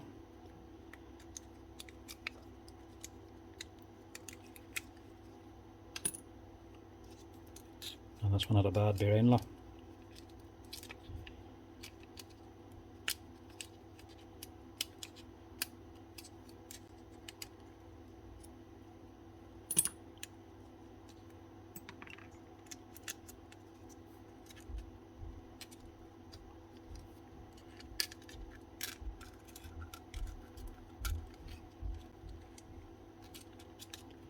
And a melted gearbox.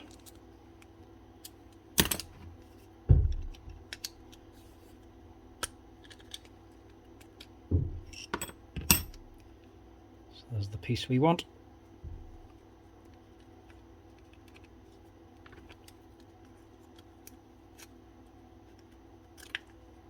There we go.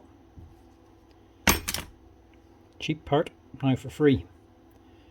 So we'll clean that out, just in case there's any debris in it. Shouldn't have to do much with this gearbox.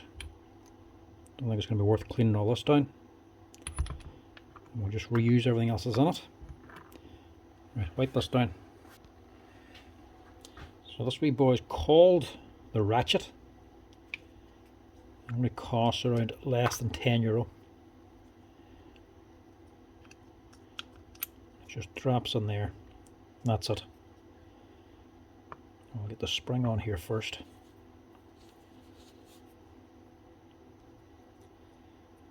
Spring just hooks on and just wrap it around.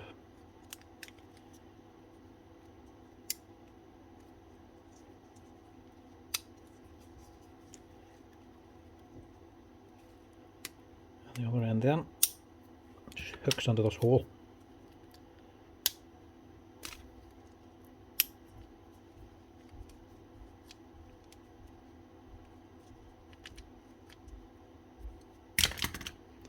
So that's there.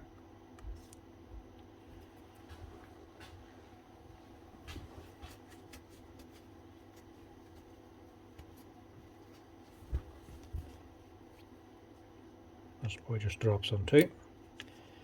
So now when you turn this, it lifts it up. So that should be hammer mode. Disengaged.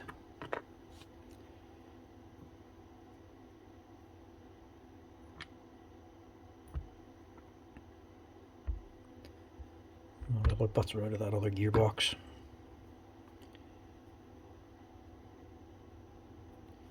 So we'll put this in. See this boy here, lines up to there.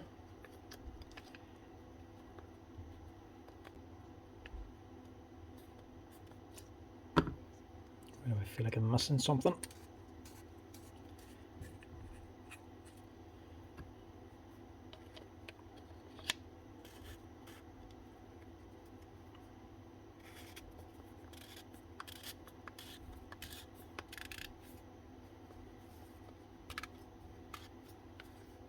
Yeah, that's right.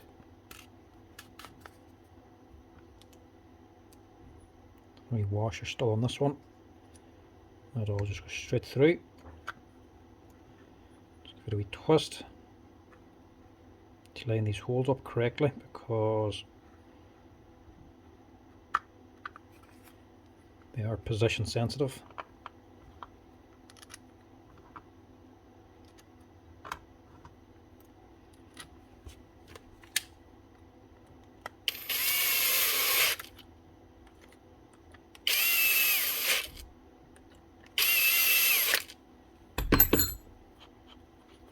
That's it. Now we just need to get chuck back on again. We just torque it on the same way. As we go on top, everybody confuses it for the screw, the center screw. Everybody, when they see me taking this off, or a lot of people message to say, you didn't take out the center screw, there's an easier way, left hand screw in the center, blah blah blah. Dewalt don't have that. This thing you see when you look in, it's just a wee stub. There's no screw. These are just torqued on that tight. Try you might to get this out. It's part of the shaft. It's not a screw at all. These things to remove is just dismantle the gearbox and torque it off. Either that or just cut it off. Generally, if there's nothing else wrong with the drill, just a new chuck needed, I'll just cut it off instead. Cut through this wee spindle too, halfway down the chuck, and then cut down sideways and just take a shaving off the threads here. Then you can just knock the rest of it off. That's the handiest and quickest way to remove the chuck on a Dewalt drill. But failing that, you can just dismantle like this, make up a wee tool for actually locking the spindle. But even this, if you watched my last video where I took the gearbox apart to remove the chuck, even that's not guaranteed, because these are that tight. You can just either twist or just shear off that shaft completely and be left with nothing. If you don't have to dismantle, if it's just a chuck, you're nearly safer just to cut them off. But I need to keep this. So that's why I'm dismantling this one. But to keep it on, get a bit of Loctite on it and just tighten it on the same way we took it off.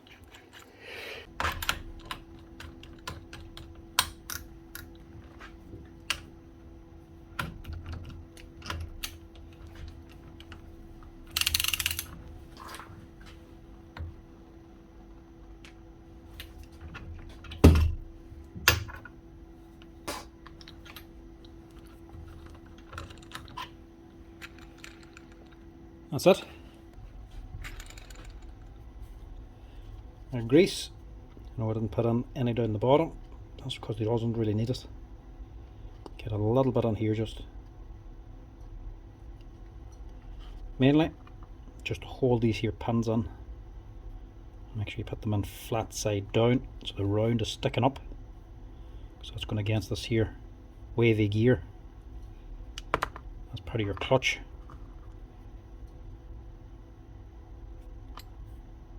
You just flip this upside down and put it down on top of this. Hopefully it'll all line up nicely. But you need the grease in to stop these pins just dropping out again. So this hole here is for this wee pin and spring. Try to keep everything together as neat as possible, and see if you can just line these up. Turn your spindle so it somewhat matches this.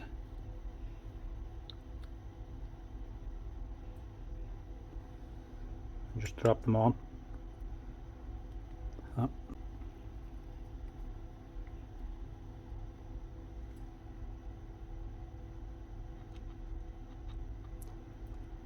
And if you're lucky, it should just drop on one solid piece.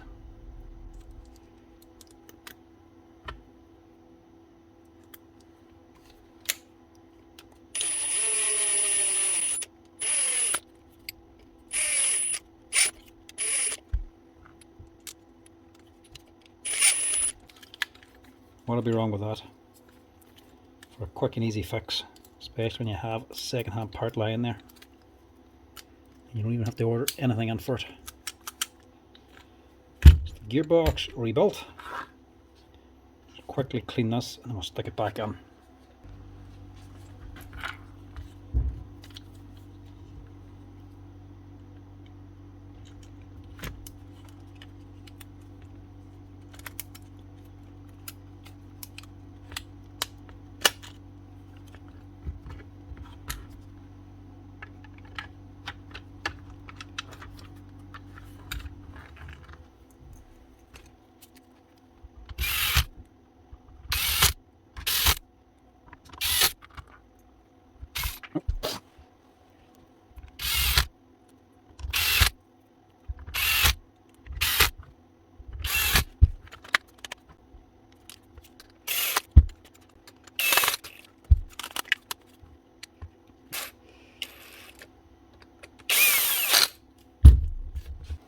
That's it.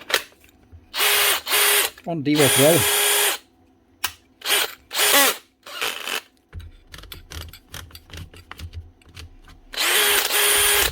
Hopefully no longer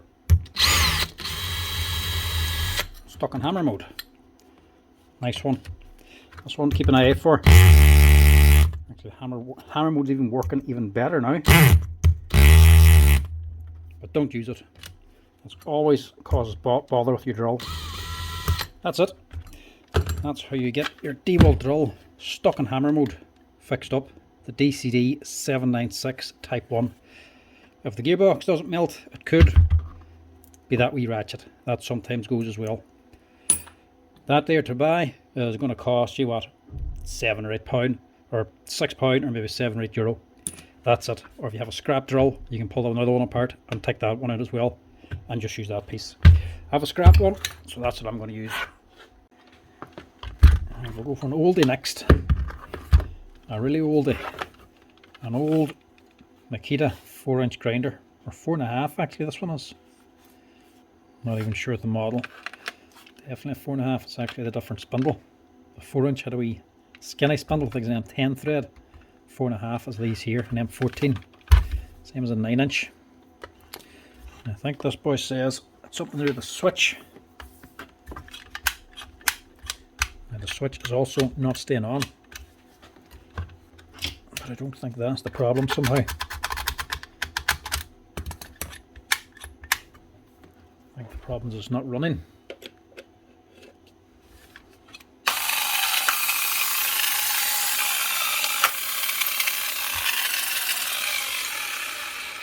Just a kick.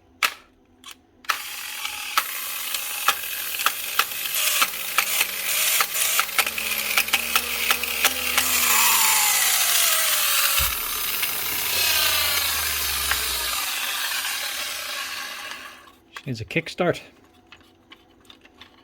That was a very old one. Not even a lock button or anything. Need a spanner to lock this one. generally we have all these ground down 17mm spanners fit in here.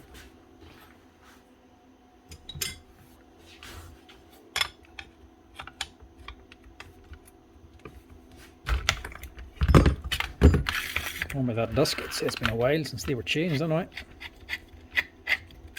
They're taken off.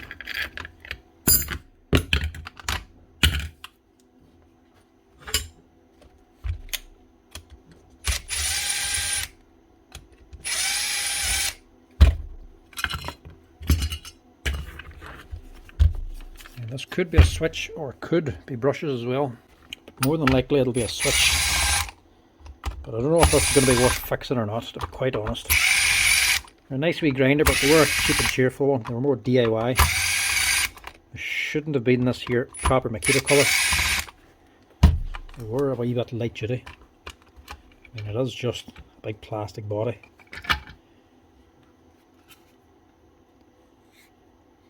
And brushes are worn, but they're not worn out.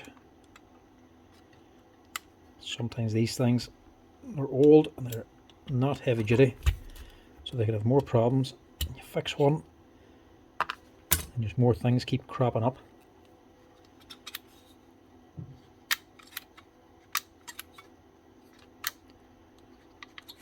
Let's lock in a nylon.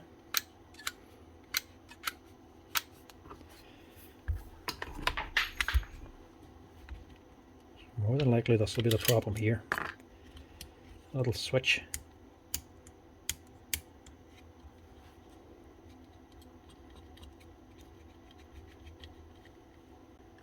Not tight anyway. And connectors haven't gone loose over the years anyway.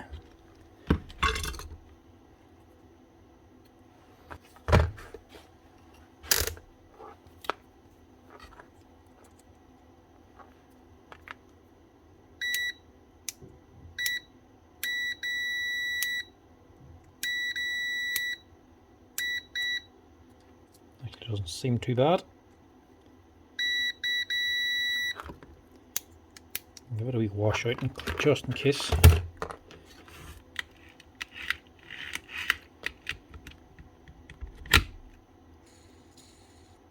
See what I mean? You can start getting onto these and you can just find more and more. And them bearings are all gone too. But how much do you do? Do you change the bearings as well? I really don't think it'll be worth it. She might be old, but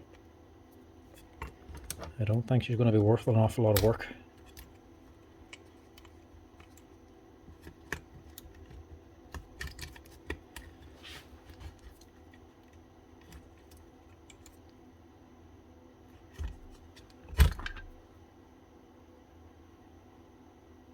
They are worn out.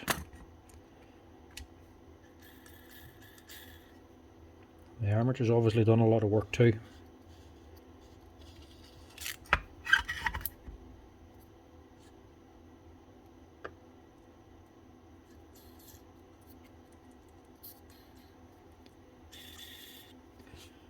Right, I'm going to do a cheat. It's not going to be worth the new switch and new brushes and new bearings. But maybe we can just quieten down the bearings.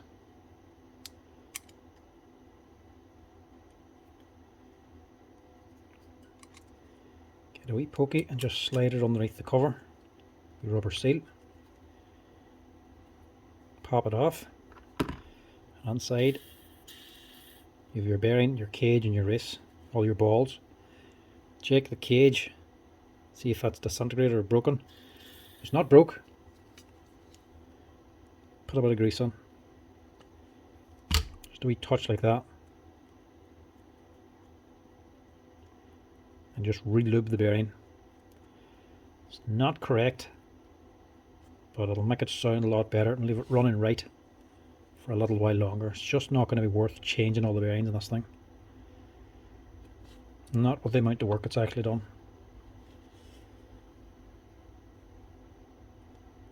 If you're careful, don't bend the seal, you can simply go back on again. It's just a short-term fix or a get you out. instead of replacing bearings. So those 3 bearings are going to be what, €18 or so just for the bearings.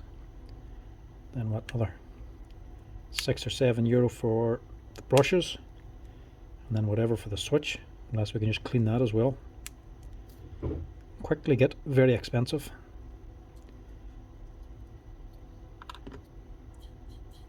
See, that's alright. Half a pea of grease, that'll do.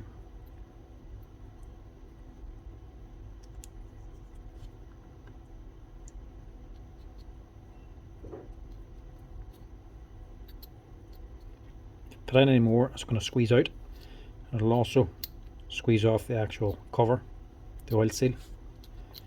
So now she's no longer rattling, and she's turning free. Now the inside's still a mess, but we're not going to be cleaning this thing out because it's just too old and not worth it. We will put in new brushes. What number were they now though?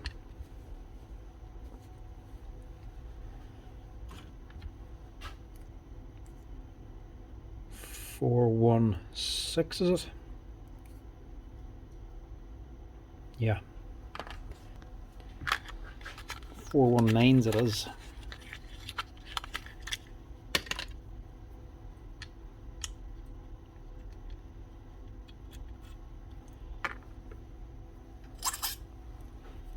I should just give that a quick wee file to make sure they're free enough.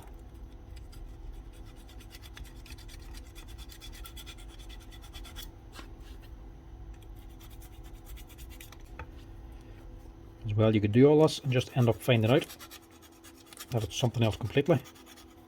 Maybe the field's gone or something. And it's just a broken connection somewhere where it's just jumping across to get it to run for a split second. And then all of a sudden it dies again. You change as much as you like and spend as much money as you like, but you could still find out it ain't worth fixing. So try not to do too much to it before you know anything.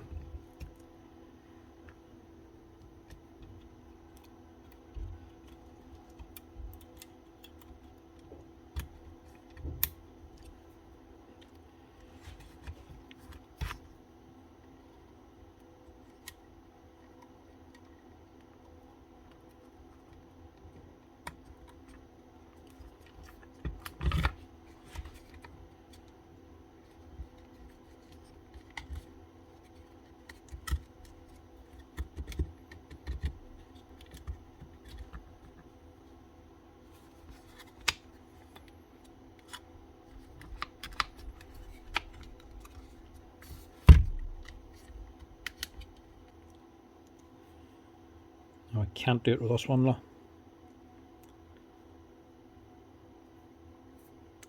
Not unless we take apart this gear as well. So I'm just going to leave that one. I could press the gear off and do it, but again, is it really worth it?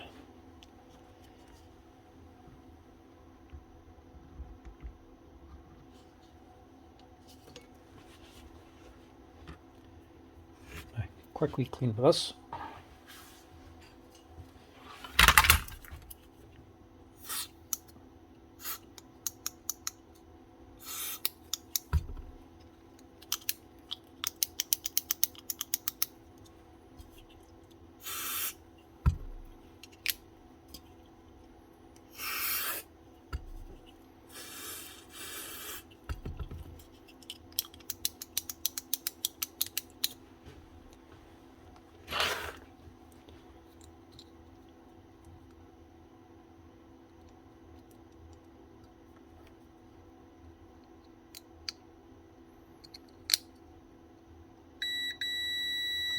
Right, that's working.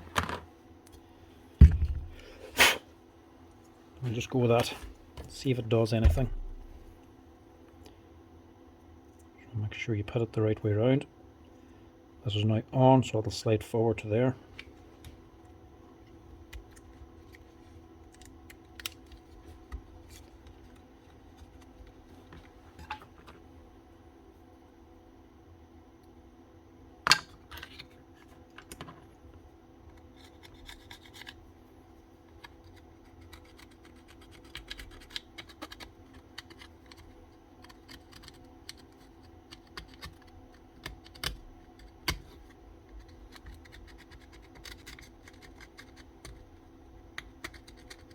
Just wondering why that wouldn't lock in. It's just a wee bit of dirt.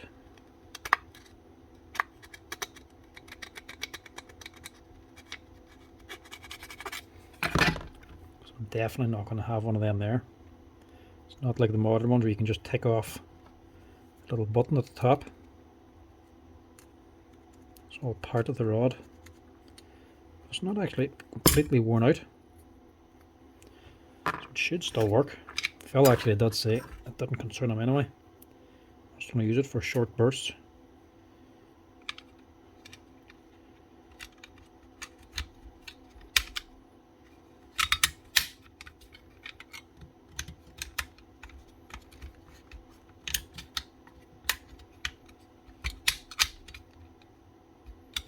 Yeah, might do.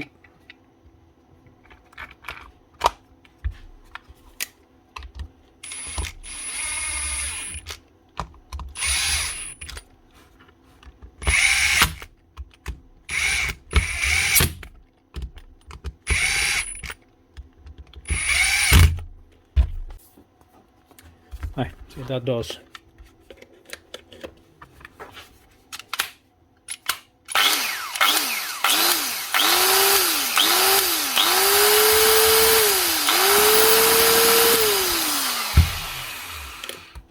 Right, the switch is still bad. I'll just have to change it.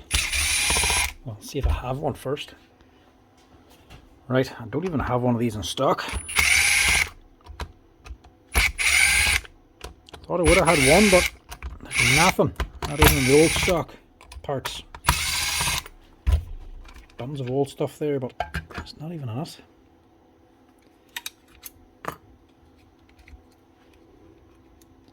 I don't think there's any way to open this.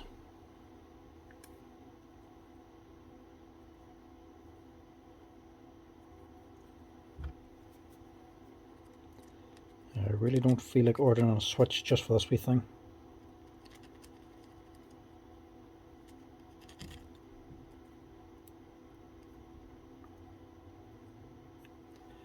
Well, maybe I'll open it. There's wee hinges here, just squeeze it on to expand the wee hinge. That should pop out.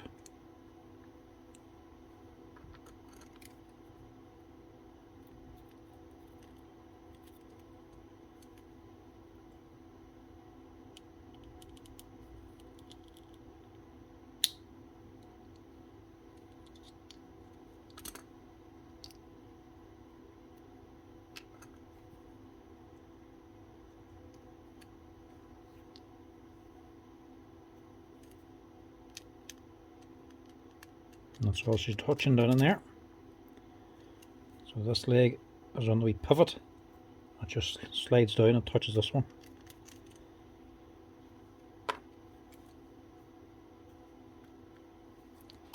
So we'll just do a wee quick job on this.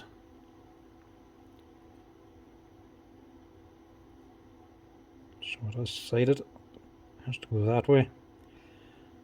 We just want to get it to make a wee bit more contact. The actual tip is worn here. Probably it's just making contact at an exact point, and it's just not got good enough contact to keep it running. Yeah, it's not as badly worn as I thought actually. We'll do a very, very precise engineering job on this.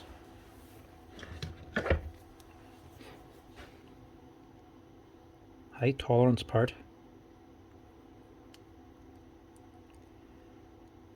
We'll squish it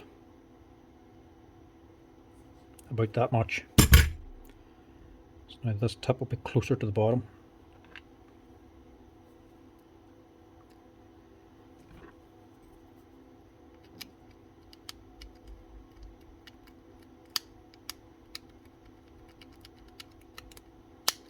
It's just a little bit blackened down in there now.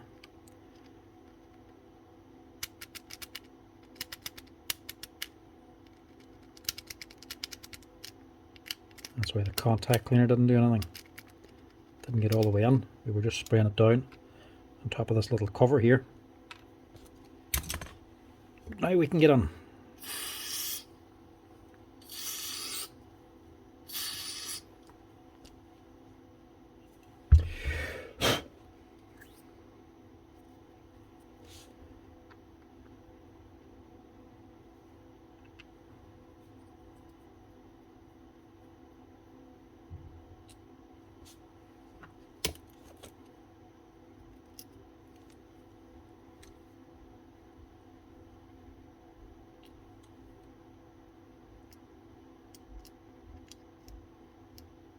Get this back in position now, so that's where it's sitting.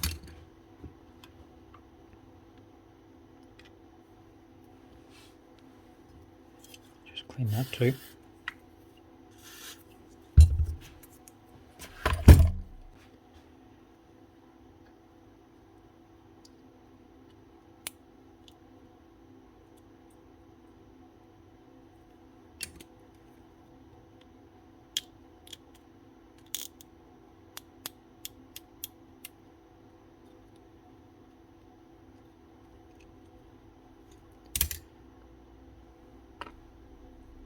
And this piece here, well, we'll just clean that too. It's not actually making any electrical connections. This is just a wee spring moving the wee lever, that's it.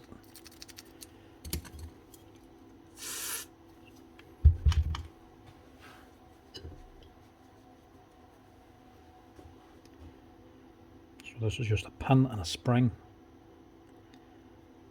It sits in there.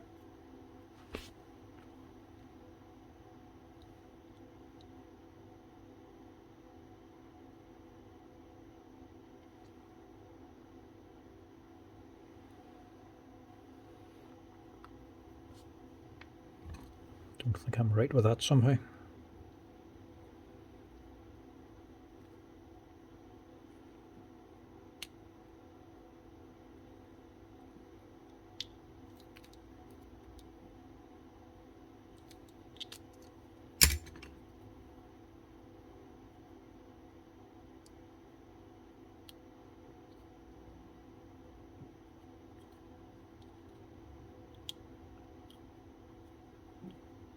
No, moved it now.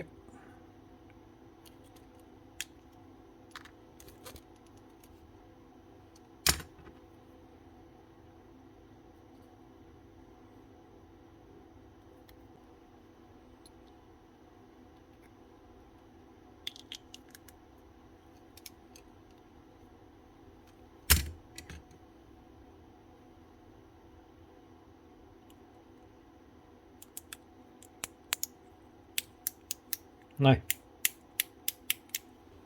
hopefully that'll work.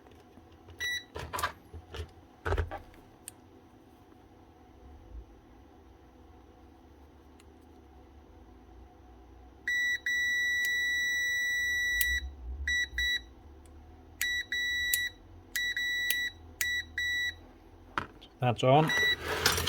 Other thing I did find was one of these. Didn't even think I had one in stock. Mind you, where I found it, I would never have been looking for it. So we'll stick that in as well.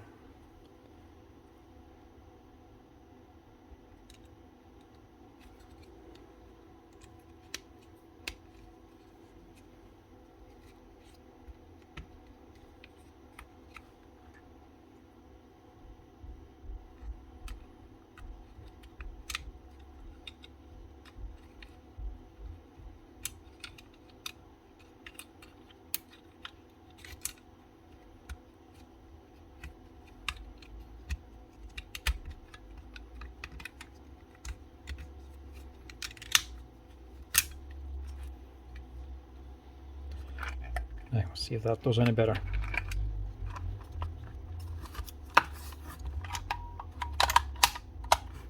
Just locking the switch on anyway. That's one improvement.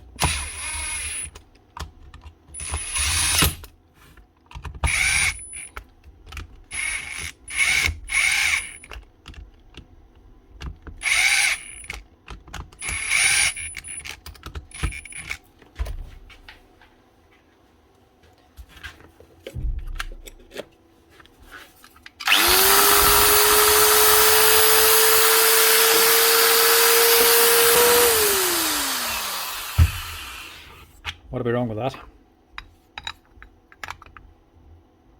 Even this plate's damaged, look. It's a good job it didn't go any further, because there's a lot of damage in this thing. It's just one of the reasons why you've just got to be careful how far you go with them.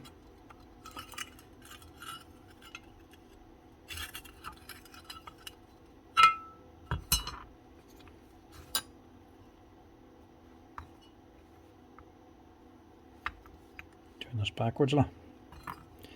That way.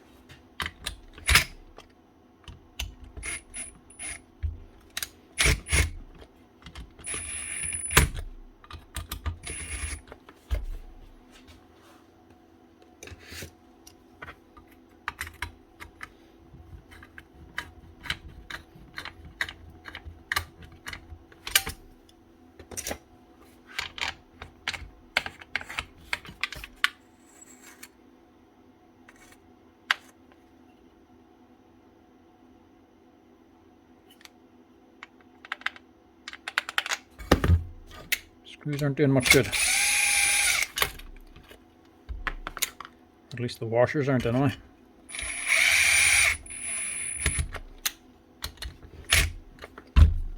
I'll have to change that one.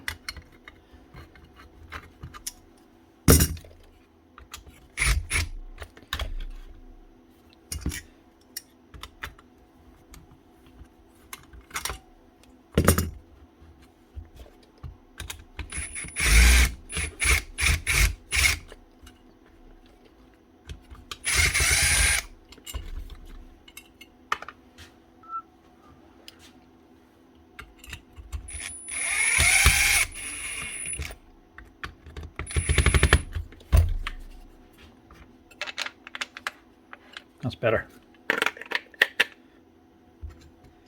Need a little bit of clearance.